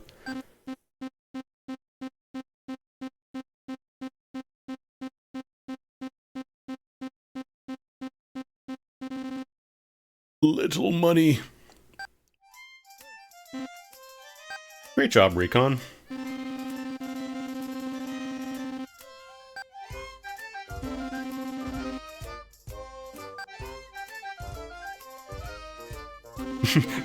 We're not gonna need you, actually. You can go home.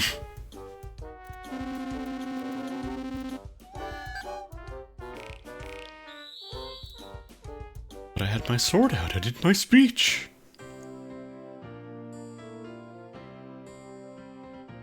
And scene. That's it. That's definitely the entire game.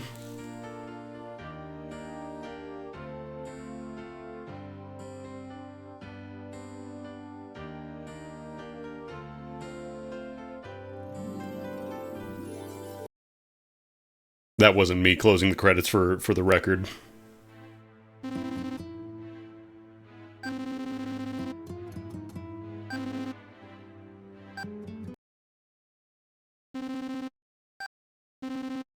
Network, I can go online. There we go, Ranjans.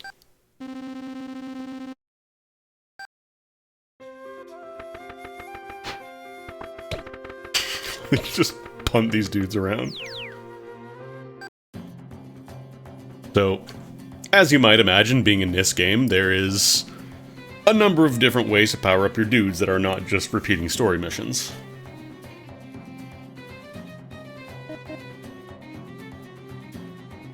I'm just trying to see if there's any new mechanics. So Angel Gate, Devil Gate, and Hell Gates, those are all the same. But basically the way you progress... Oops, sorry about that. Basically the way you progress through the Ranjans is that every floor can have Angel Gates, or Devil Gates, or Hell Gates, or exits.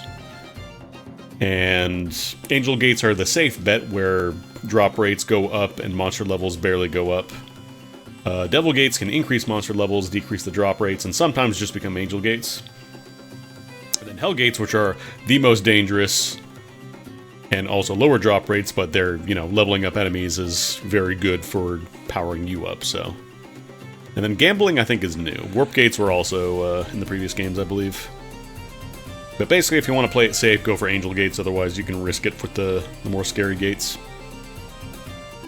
And then Maption. What is Maption again? Oh, are these just like fixed dungeons based on maps that you find?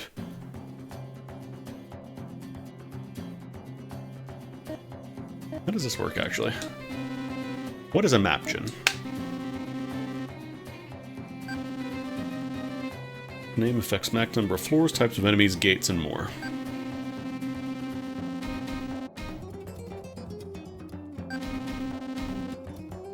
Oh! I can download a dungeon, finally.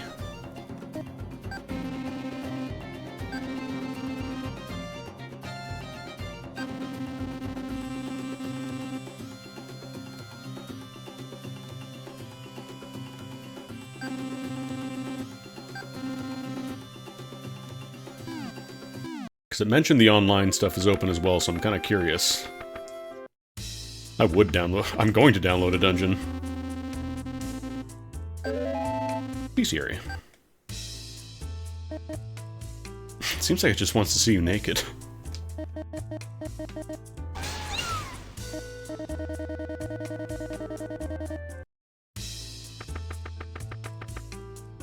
Does it not work with the Japanese online stuff? A little unfortunate. What is the outside world?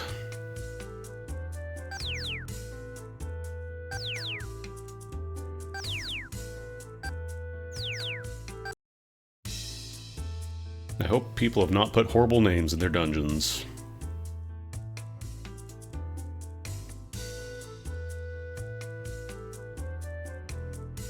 I don't want my birthday. Hold up, let me just put this off stream so that way people don't try and harvest my data.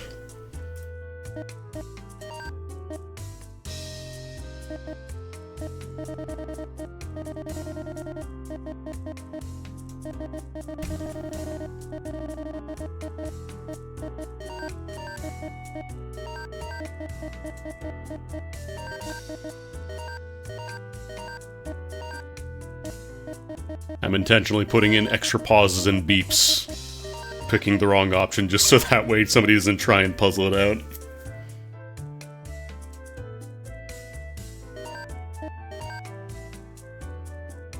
Hold on, I gotta agree to privacy and terms. Let me just upload a picture of my face now. Alright. Yeah, probably for if anybody has a cuss word or whatever.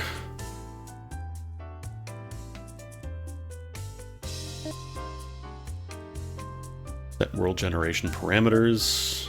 Developer world. How does map creation work?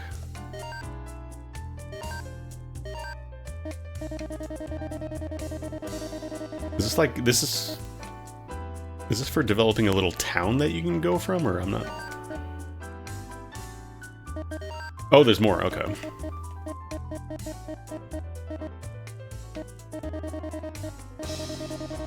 It looks like you can make like a little town.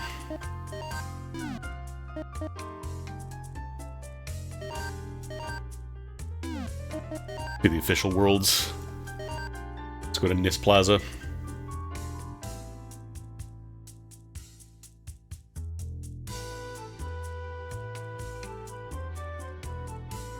Do nothing, the address of the map will be displayed when sharing screenshots, social media, etc. Ah, these are still in Japanese.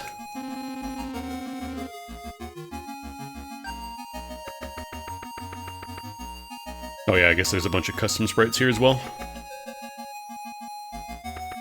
Ooh, play a little bit of Zhang.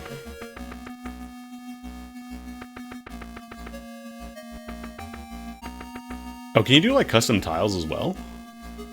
Maybe that's why they have the birthday thing, so that way in case anybody puts pornography on their stuff, it doesn't get shown to you. It gets flagged.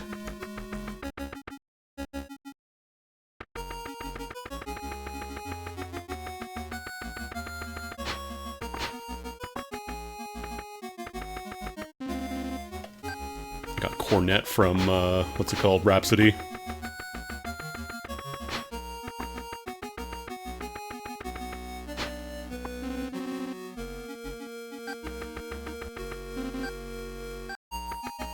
I don't know if you can actually, like... This might just be for, like, display stuff. I'm not sure if there are mechanics for these. Oh, that's for... That's for in case somebody puts on some horrible... droning soundtrack in the background, you can stop it. This is cool. Kind of reminds me of Ilona in a weird way, of like the custom maps you could randomly go to when going to Moongates.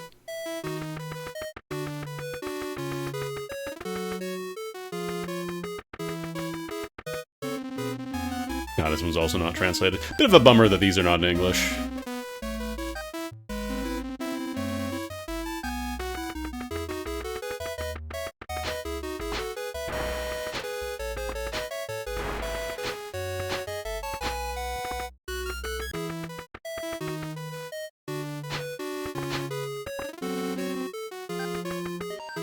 Oops, I keep picking the wrong option.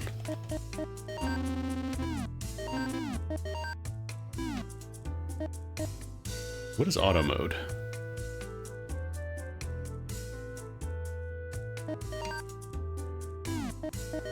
Oh, it just picks a random map? Is that how that works? Or it just picks some maps that people have made?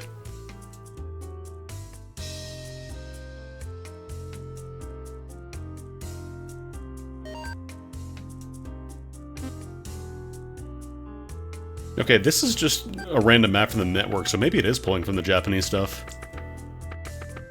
Very clearly, quick and dirty map here. We made one NPC and a vast empty field, and we're good.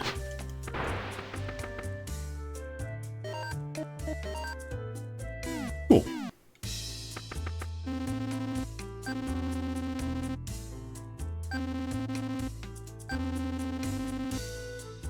Oh, can you get magic circles from the random dungeons now? Oh.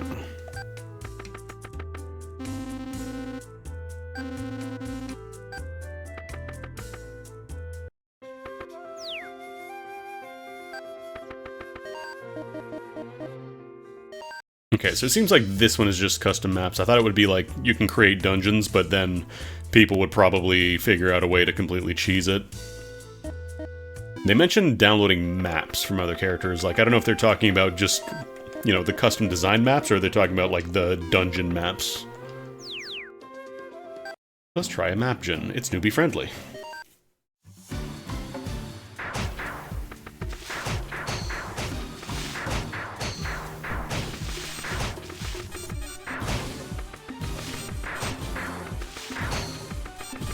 So yeah, these little, like, dual thing icons, these are... Oh, there's a Hyoko.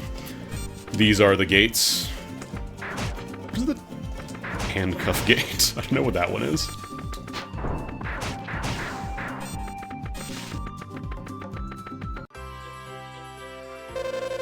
Villainous gate.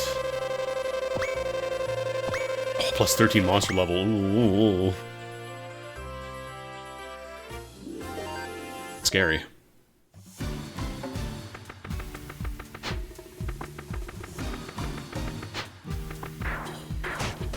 Oh yeah, we already tanked our damage. I didn't realize it would bump up the level so much. Otherwise, I would not have taken it. This is all cumulative, by the way, so you gotta be real careful if you're underleveled like me.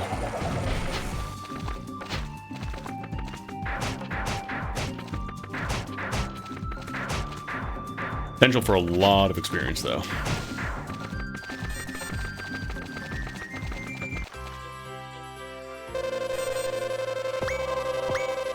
Yeah, angel gates don't increase the level at all. Well, sometimes it will, but it's very little, and then it bumps up the item drop rate, but you're not really challenging yourself by doing this. Oh, I wanted to trap them.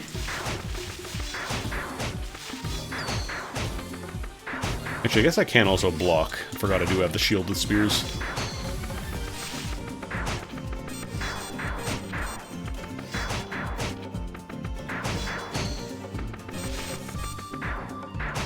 I believe you can also exit early if you find the exit gate.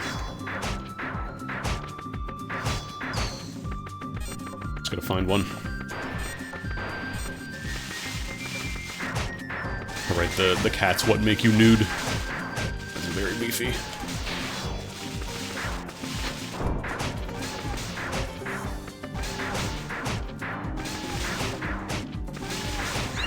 Ooh. Earth Bubble Amulet with Jog. Probably like run speed increase. The Ranjins are where the traps get real mean because you cannot really expect them in specific places unlike the campaign maps. So like you'll be, you know, trucking along thinking you're hot shit, and then you run into the trap that makes other traps, and then you run over all those, and then your game is over.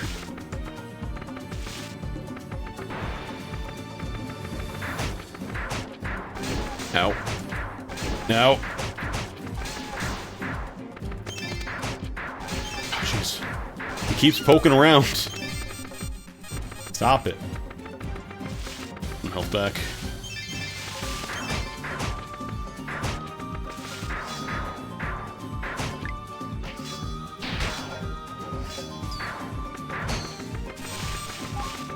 I don't remember if you get any experience if you fall in a dungeon.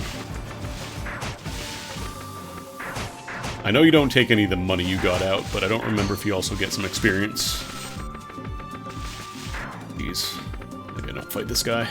Oh, cool. Exit. Yeah. Yeah.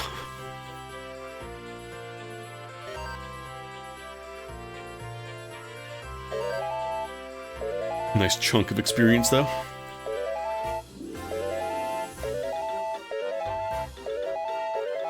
Oh, man. Does that consume the map? Oh, that's the regular dungeon. Okay, no, it doesn't consume the map.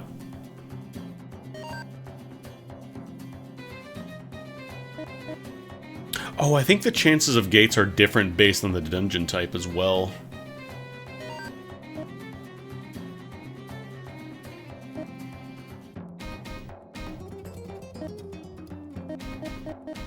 Okay, maybe let's try another run of it now that we know that the villain gates will sometimes skyrocket the level.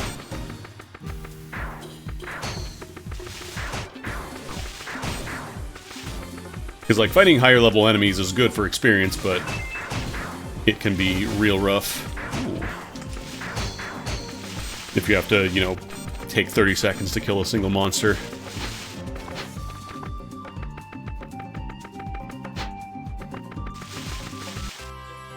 Gate.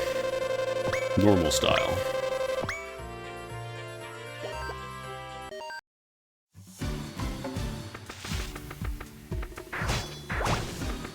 It's very easy to think you're, you know, you're good to go through a gate. You're good to maybe bump up the difficulty a bit. You think, yeah, I could do a hell gate now, and then it bumps up the enemies by like 100 levels, and you just cry. You cry and desperately try to find the exit. That's sparkling. Is that shiny?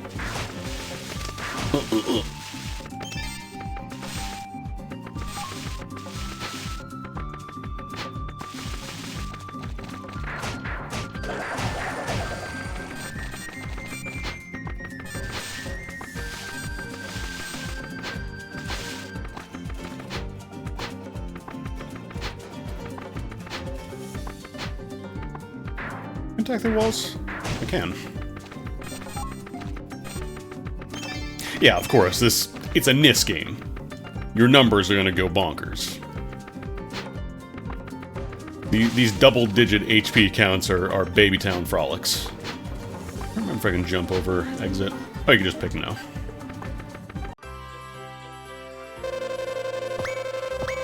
Oh no, it went down. Yeah, just remember they are cumulative, so you're making the rest of the run potentially much harder by bumping up the difficulty super early.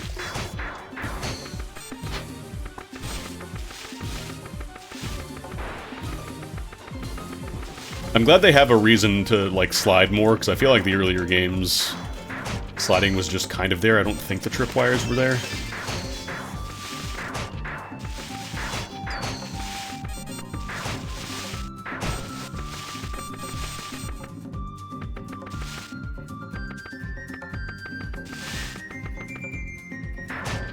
Stinky Gate. Ooh. I don't know what the 10 keyword does. Is the only way out the evil gate?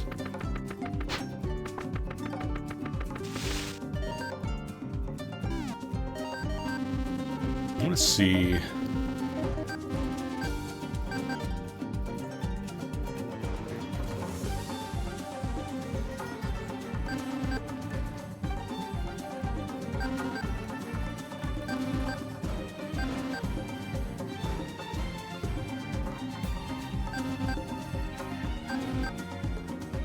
That's not the villainous gate. Yeah, I think the devil gate might be harder than the... Actually, let me check something real quick.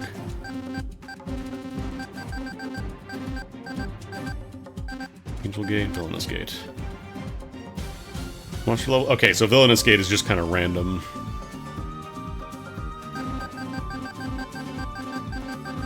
The only thing is I don't know how much... Oh no! There we go. I'm not sure how much an evil gate would raise it by. I'm gonna risk it for the biscuit. Okay, +8. Oh, that tanked my drop rates though, damn. Bummer. Perhaps have a lot of defense.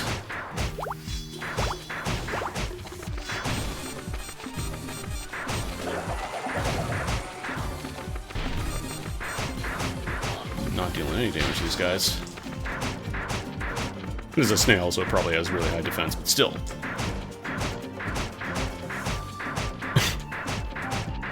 Yeah, the snails might be a bit of a problem. Crabs I can handle, snails are a little tougher. Be careful. Alright, I can't pop these bubbles.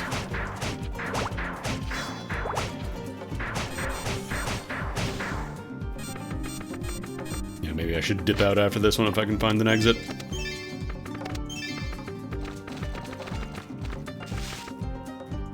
Oh, Angel Gate. Alright, now let's leave. Take some safe kills and then we'll peace out of this dungeon.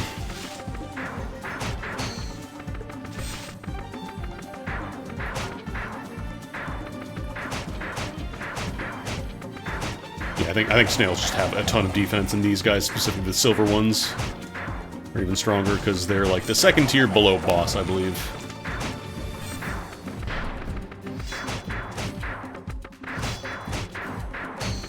Also gotta swap out my party so that way I'm not just playing Bosch.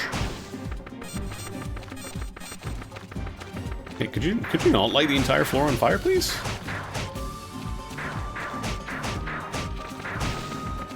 Get some help.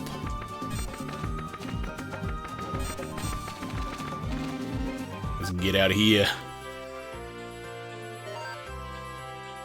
Kinda curious what that 10 keyword is.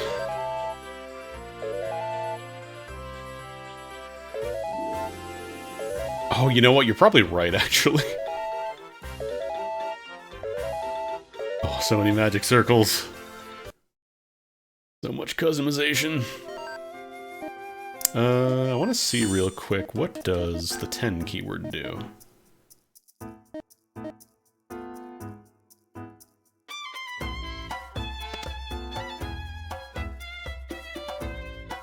Multiplies effect and mana cost by 3, so that's basically just 3 free mana.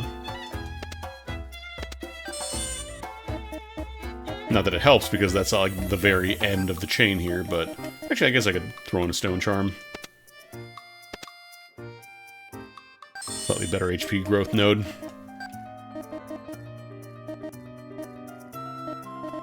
Can't unlock Dragoon yet, sadly, otherwise that one keyword would be really nice. Yeah, let me take a look at my things here. What is combined? Jason combined artifacts share abilities and mana cost. Oh, so you get 2 combined keywords. And then you're basically doubling both of them. For double the cost. HP and 30 SP for sword mages, that seems alright. Cool.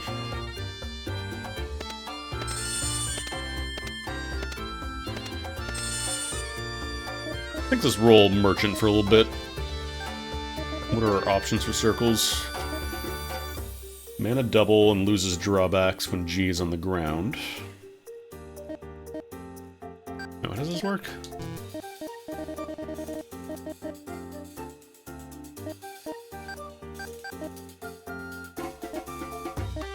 Okay, so when it's off, you have resistances down.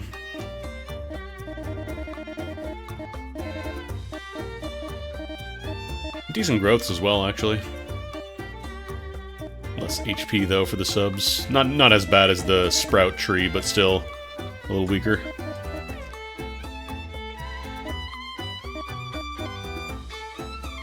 The problem is the double mana thing makes it scary to use, because then if you go exactly under the number because your G count went down, then you just can't use anything on these trees anymore, it just goes off.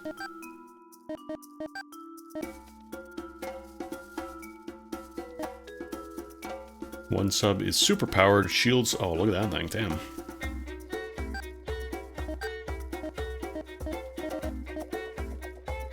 Oh, when you're guarding, it goes up here, that's wild.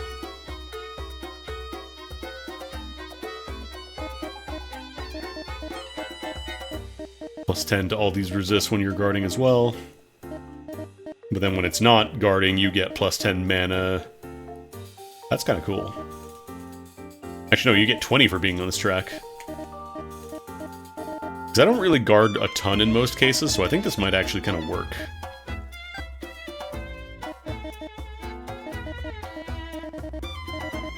Two growths, give mana.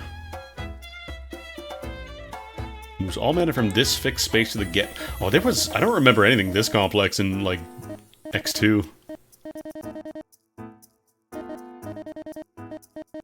Where's the get mana space? Oh, I see. It all goes to when you're to the guarding. Gotcha.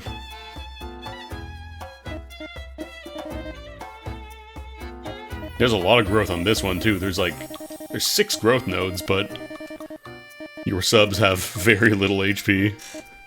It's a weird one. What about abilities? Monster level up. Drop rate up for gold, level effects amount to duration.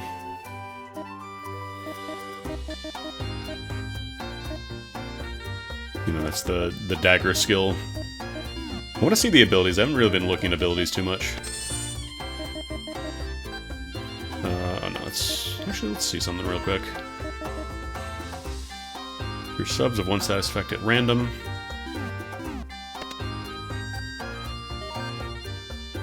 Who am I looking at right now? Glass. I don't think I've really been leveling you up that much, so... This is defense while on grass, while running HP raised. HP raised sub shields damage, making up for the no heal spaces. Oh, yeah, some of the subs on this don't heal at all. That's wild. Inflict with burn, the main's fire resistance raises and mana is doubled. The circles in this one feel a lot more goofy compared to X2. Like, way more weird stuff from the get-go.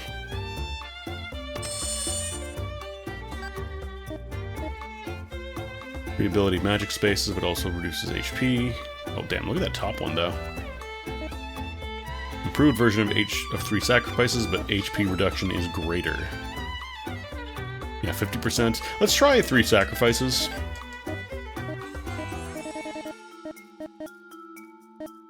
These are all SP artifacts.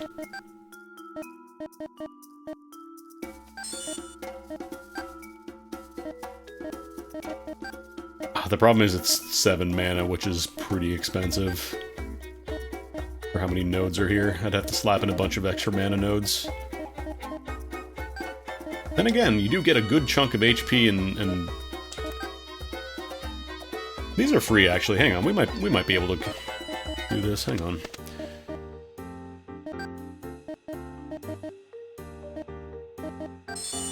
Probably want magic power...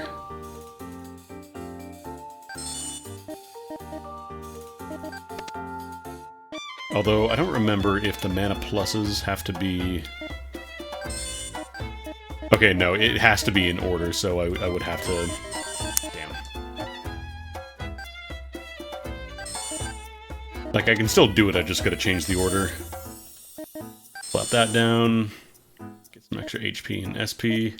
That does work, right? Okay, yeah, it does. And then we're at 1 mana, so we can slap down some more small apparati.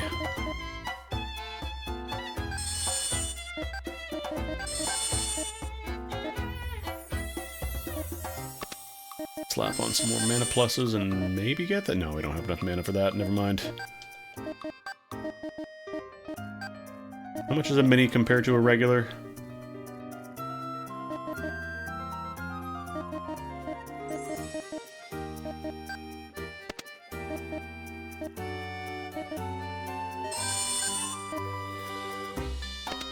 Oh, there it is. SP3, and the big one is 5 for 2. So the singles are more efficient. They just take more spaces to use. I can slap down a mana plus. I guess I got another mana plus. Alright, there's health nodes here as well. Small strawberry, and I guess Stone Charm. Problem is I want to use my less used characters, but they need more SP. They need more mana to like fit in here, otherwise I'm spending it all.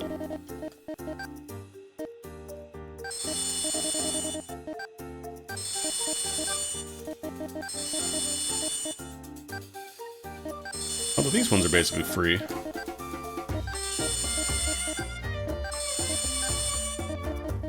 I squeeze in a Rock Charm here? Because these are all HP nodes and I don't have any... It's just the strawberries, basically, so I might be able to squeeze in a Rock Charm and still afford this. We have 1 mana. I can slap in a mana plus.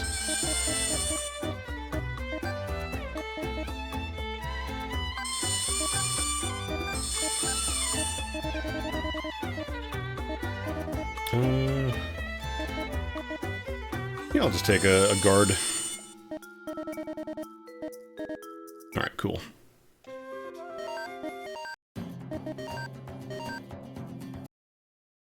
Spent a lot of time in Zettai Hero Project, messing around with the Shadowgram, kind of similar to that.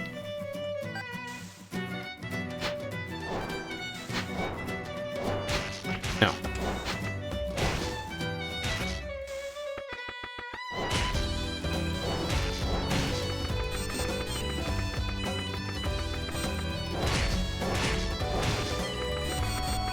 Homing shots are doing work, although this is spirit type damage, so I'm sure it'll fall apart once we fight enemies that resist spirits.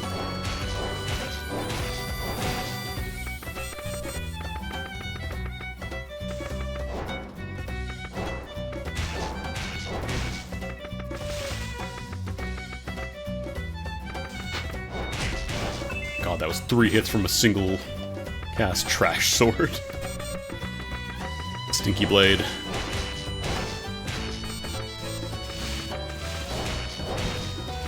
Yeah, that's one of the things I love. It's like, there's tons of weird experimental stuff that they do, and I'm not just saying this because they gave me, you know, a review copy of this game. Again, I played the hell out of X2 before I even knew that you could get review copies of video games. But, like, there's just lots of weird experimental stuff that might not appeal to everybody, but I'm glad it does exist.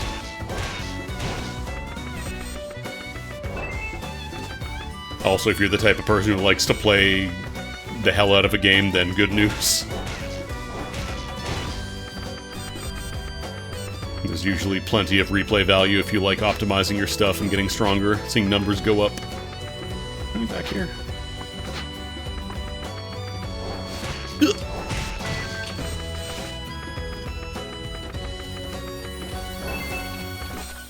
Normal dagger. These are safe, right? Yeah, these are safe. Well, sometimes there's items in it, too. Can I cast while airborne? I don't think I can. No, I can't. I'm gonna have to come back here with a hammer. Oh no, that's just for shortcut. Although there might be a hidden goodie there. Is there a hidden goodie? Or can I change gear? No. I don't think you can change gear mid-dungeon. I'm pretty sure you're locked out.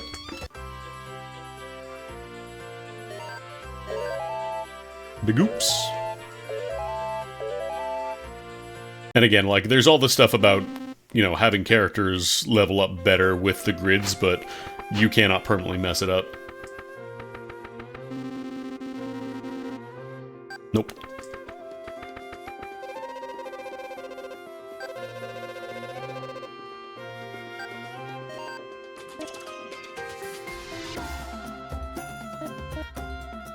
What was I gonna do? I wanted to do something. Alright, I wanted to see what the trash mod is on that sword.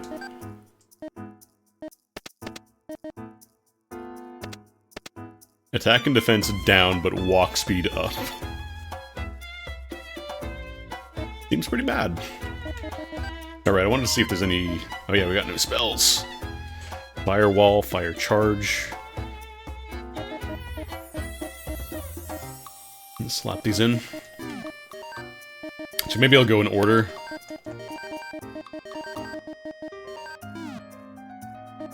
Fire and then ice.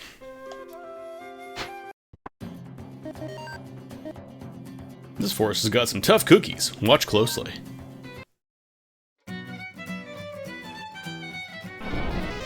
This firewall. How do I switch? There we go. How do I switch to the other bar, though? So right now it's only swapping between the fire bars there, is it?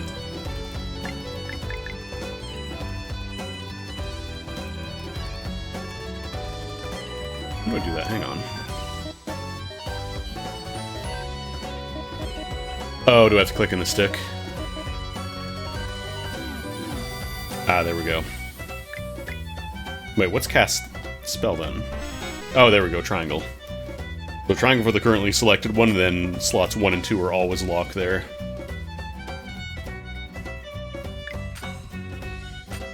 It'll take some getting used to, but I'll get there. Tough cookies. Are you a tough cookie? Not particularly.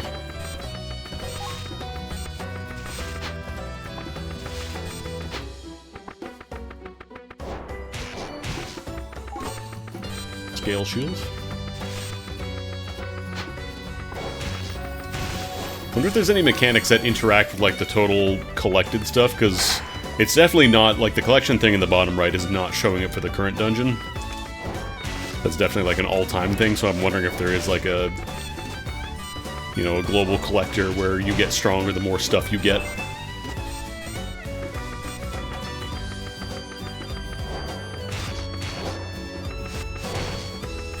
You can see them doing something like that. How much damage does a club do anyways? 2.74.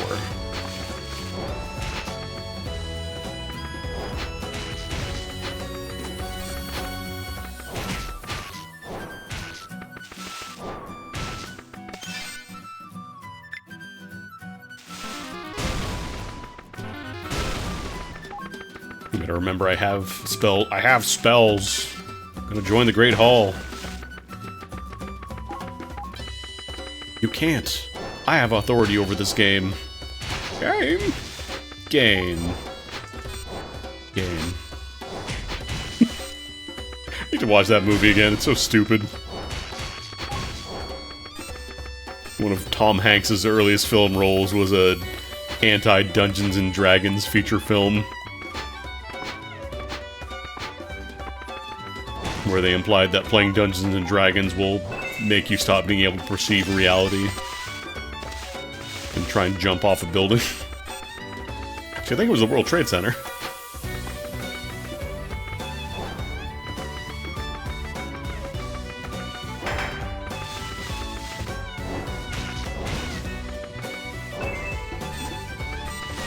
Normal mana plus. Oh, we got a bigger one. Goodies. Oh, can I not get to those anymore, though? Can I get there? They just never go here.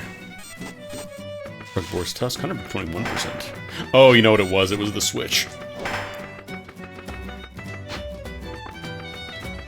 That's why I didn't go up there.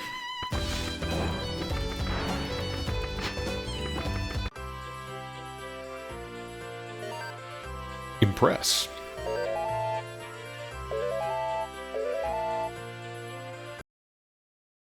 It's very tempting to just go back to the Sprout Circle and just keep leveling up people that way, but I do want to cycle around a little bit more.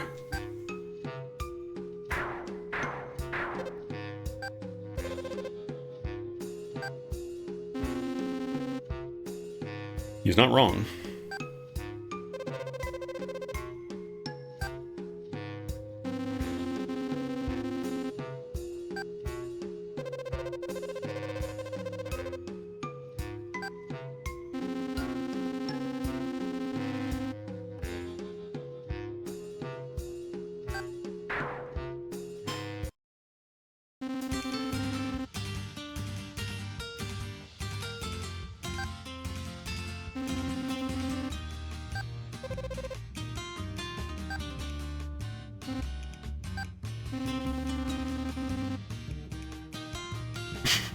Simply Villager A. The A stands for A.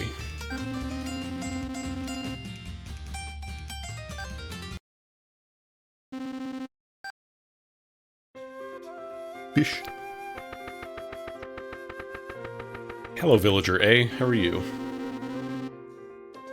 He's ore farming! I can actually go in here. Wide.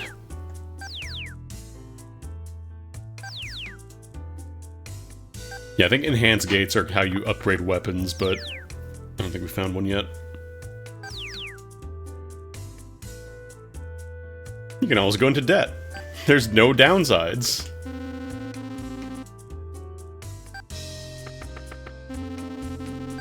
Wide. It's a neon sign that says wide. You can feel divine power emanating from it. Like that toilet. True. It's a diagram explaining how to use the toilet. Yeah, a door would probably be pretty nice. Ugh.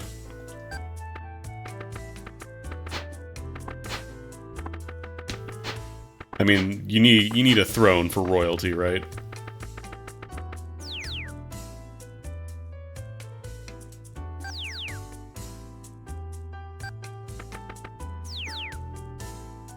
I did know that.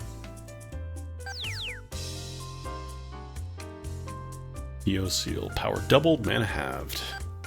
Don't fall in, I'm always saying this. Wait, where did this liquid come from? Why was I holding liquid? What was the liquid? I'm not gonna ask. I'm not gonna ask for the answer. A potato salad is balanced on top of some soda.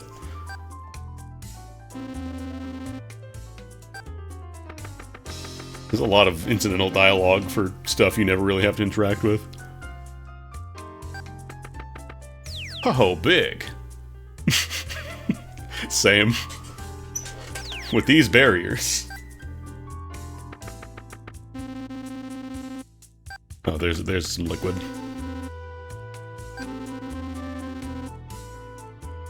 Mm-hmm. Yeah, nah. Nah, yeah.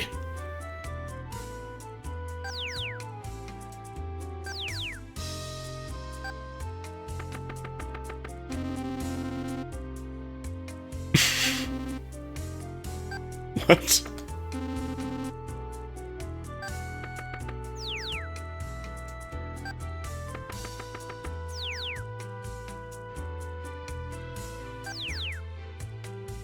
Widen.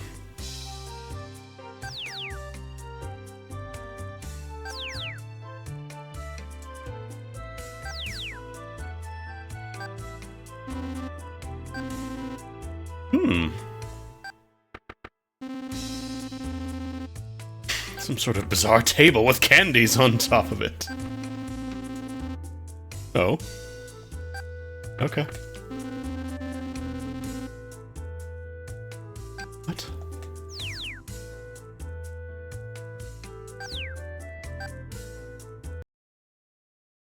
Oh, you can put on the songs from the MML.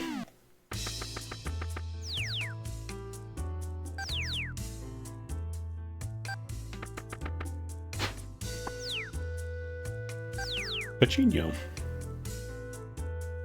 Bonus mode. Sorry, Shining Pumpkin. Yeah, I'm real curious how the MML stuff works. If there's an external editor.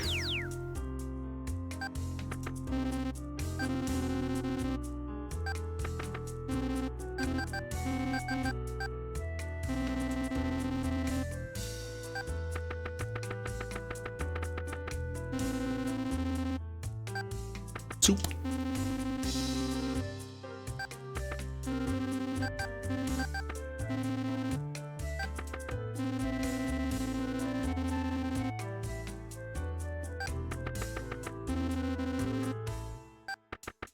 Alright, I'm just gonna organize, or I'm gonna examine everything in this kitchen.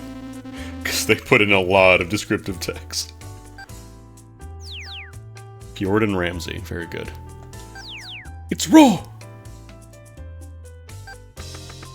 You fucking donut!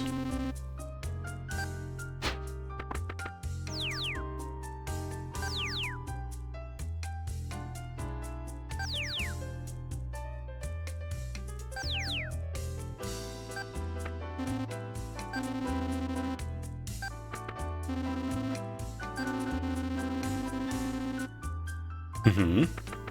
Sounds right. Yeah, just use multiple 10s. Base 10.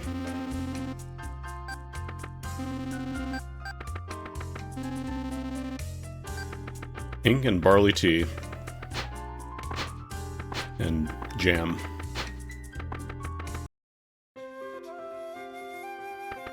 You can finally download MML files online, but you need to manually remake them because they removed all the import features from previous... Yeah, I think it just said for, like, character data, right? But you can't import MML from the earlier ones.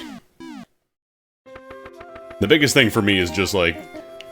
Dog, I had enough trouble learning a tracker. I would have to take a lot of time for this, so I wonder if there is a good, like, external MML editor that you could just do that in.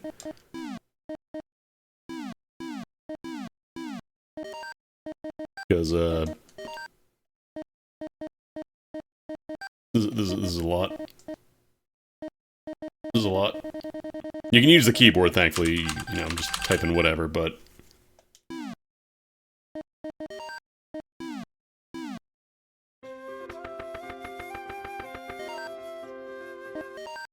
Do you want to try another Ranjin now that we're a little stronger?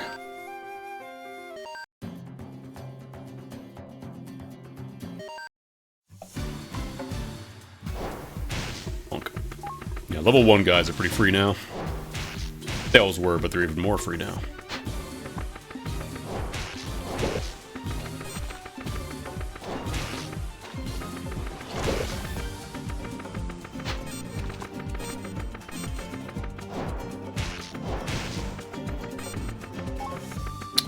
Unfortunately, it seems like the only option is a Devil Gate, which could, in theory, become an Angel. Actually, early on, it's probably not too bad, because the drop rate's already bottom. Oh, cool.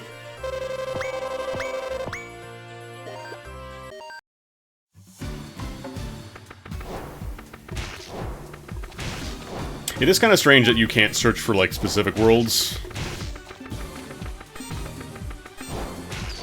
Like, they have addresses, which makes me think you might be able to, but I don't know. That might just be for identification. Haven't poked around with it a whole lot, so... Ow. Jerk.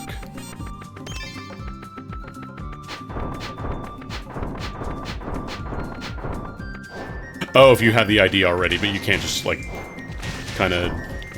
You do have a way to kind of pick random worlds, but yeah, I don't think you can directly do that.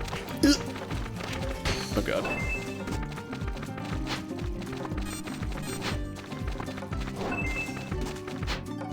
Oh god. We're full of traps. Again, the danger of running everywhere. Most of the time it's pretty okay, but it's real easy to go ham, to go overboard and accidentally, light everybody in your sub-party on fire. Is a fun little treat for them. Another Angel Gate.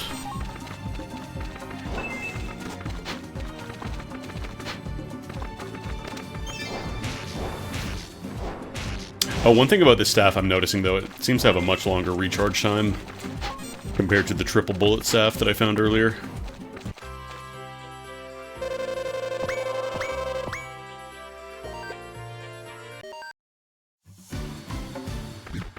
Still level 1 enemies, too. Yeah, I imagine it's just kind of like stitching stuff together. It's not like completely, fully procedurally generating every tile, which makes sense.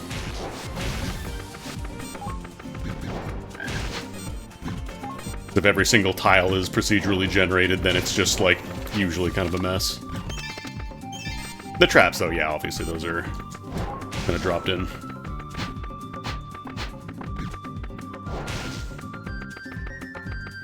I can scratch my nose. Probably should be casting more magic, but I don't know. Feels like my basic staff is doing work.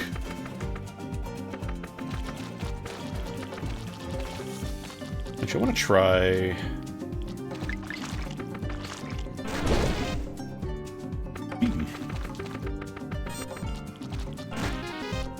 Oh, I see you can hold it down to get it even bigger. Oh, that was like a hold down to keep firing deal, but now you can hold it down to get big. Oh, big. Ooh. Actually. Can't stand that. Hee hee.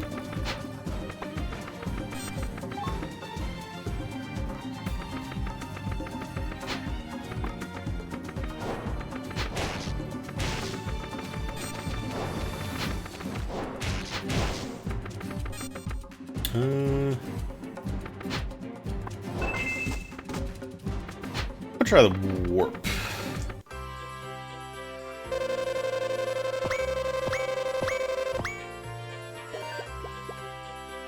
Let's skip a few floors.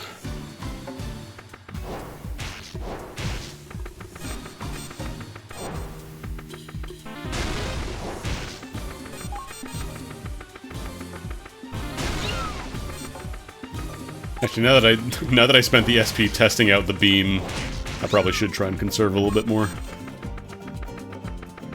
Ooh, blessing.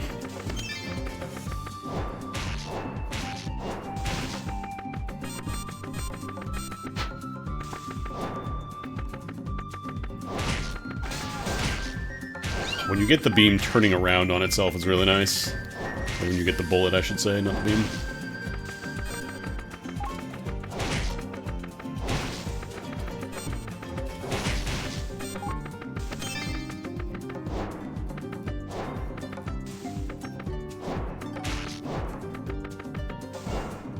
Yeah, I did, when I was playing X2, sometimes I would just do, like, you know, John Madden, pump up the enemy level through a hell gate and then pray I found something and also got an exit gate.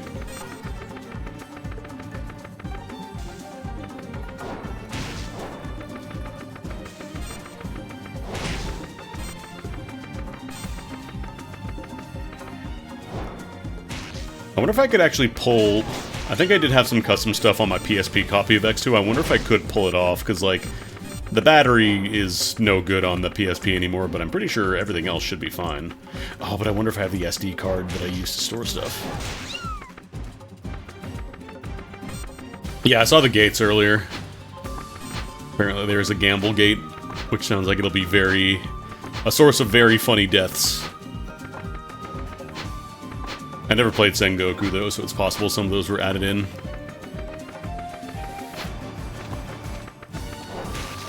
Oh, I think the blue snails make the glass. I think that's why they're sparkly like that.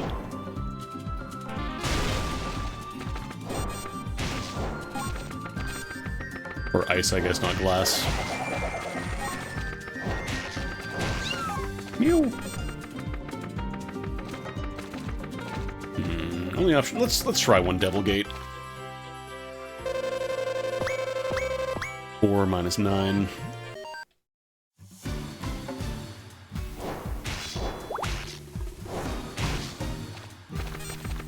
Definitely not touching the Hell Gate.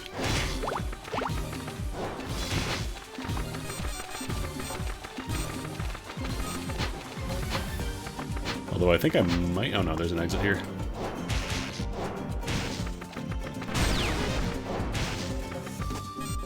Cheap armor. I was hoping that would have the Heo seal. It did not. Really. Oh, right, that's not the... I'm still really bad at identifying the traps. Whichever ones are, what's it called? The ones that spread out on the ground versus the ones that are just arrow traps.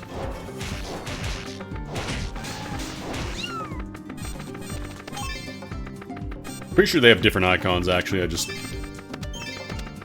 so used to seeing trap. Ah, that means I can step on the floor and something happens, of course. Ah.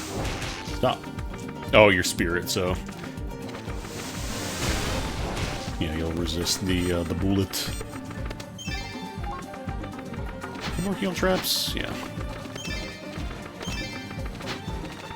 I do kind of like how the healing is done by just finding traps. Like, there are ways to heal Pat, like I have the blessing trap here, but... I don't know if I want to do the split gate. Going for it.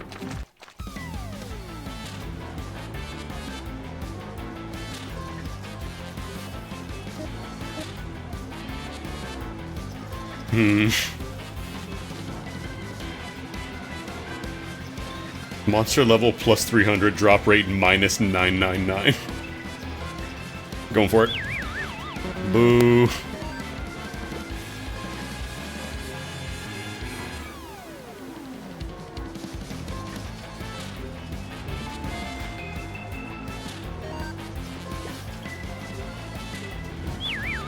Oh, jeez.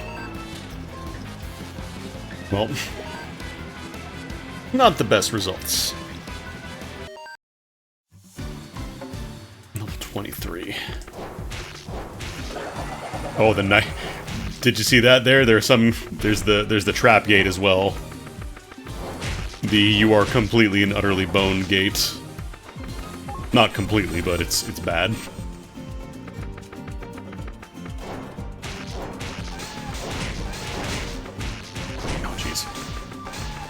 They gotta move now.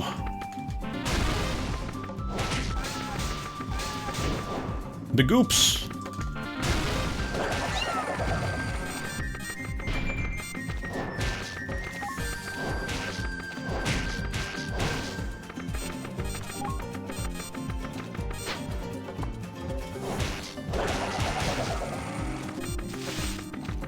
It's very easy to accidentally enter these. Many of my runs in Cladoon X2 were ruined by that.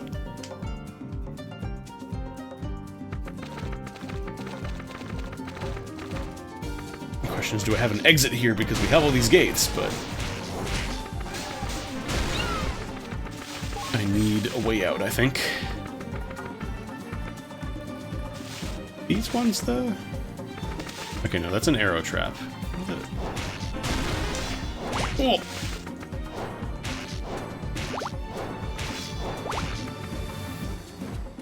I thought for sure that bubble was going to be gone.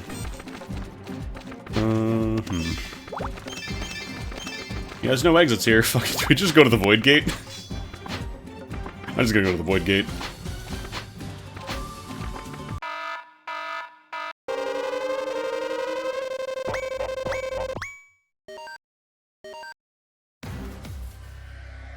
Level 2,924. So, oh, there's mimics, right, I forgot mimics existed. Dragon plate. Oh. Fighter garb. Oh god, there's goodies, there's money, there's treats. There's shit going on. I'm in so much danger. Ugh, 212 damage. Black chest. I didn't realize they were going to be moving fire spinners. Oh god. Okay, you keep some experience, but you lose all your items. And money gets tanked as well.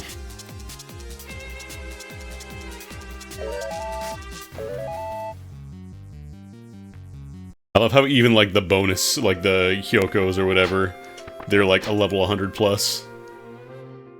Rough out here for a magician.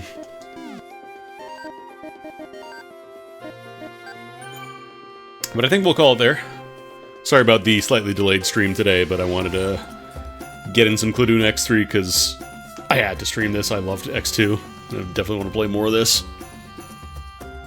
But yeah, I'll be back on Thursday.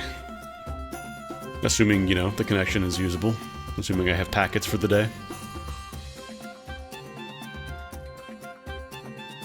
And yeah, I hope you all enjoy the rest of your day.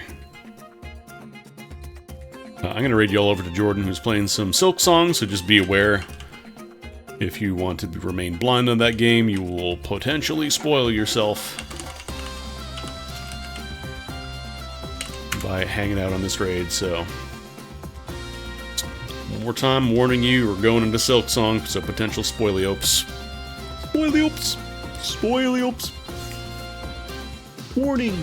Spoiliopes! Yeah, have a good one, folks. I'll see you on Thursday, internet permitting. Hopefully they sort that shit out soon, because I'm getting kind of tired of it. Anyways, peace, gamers.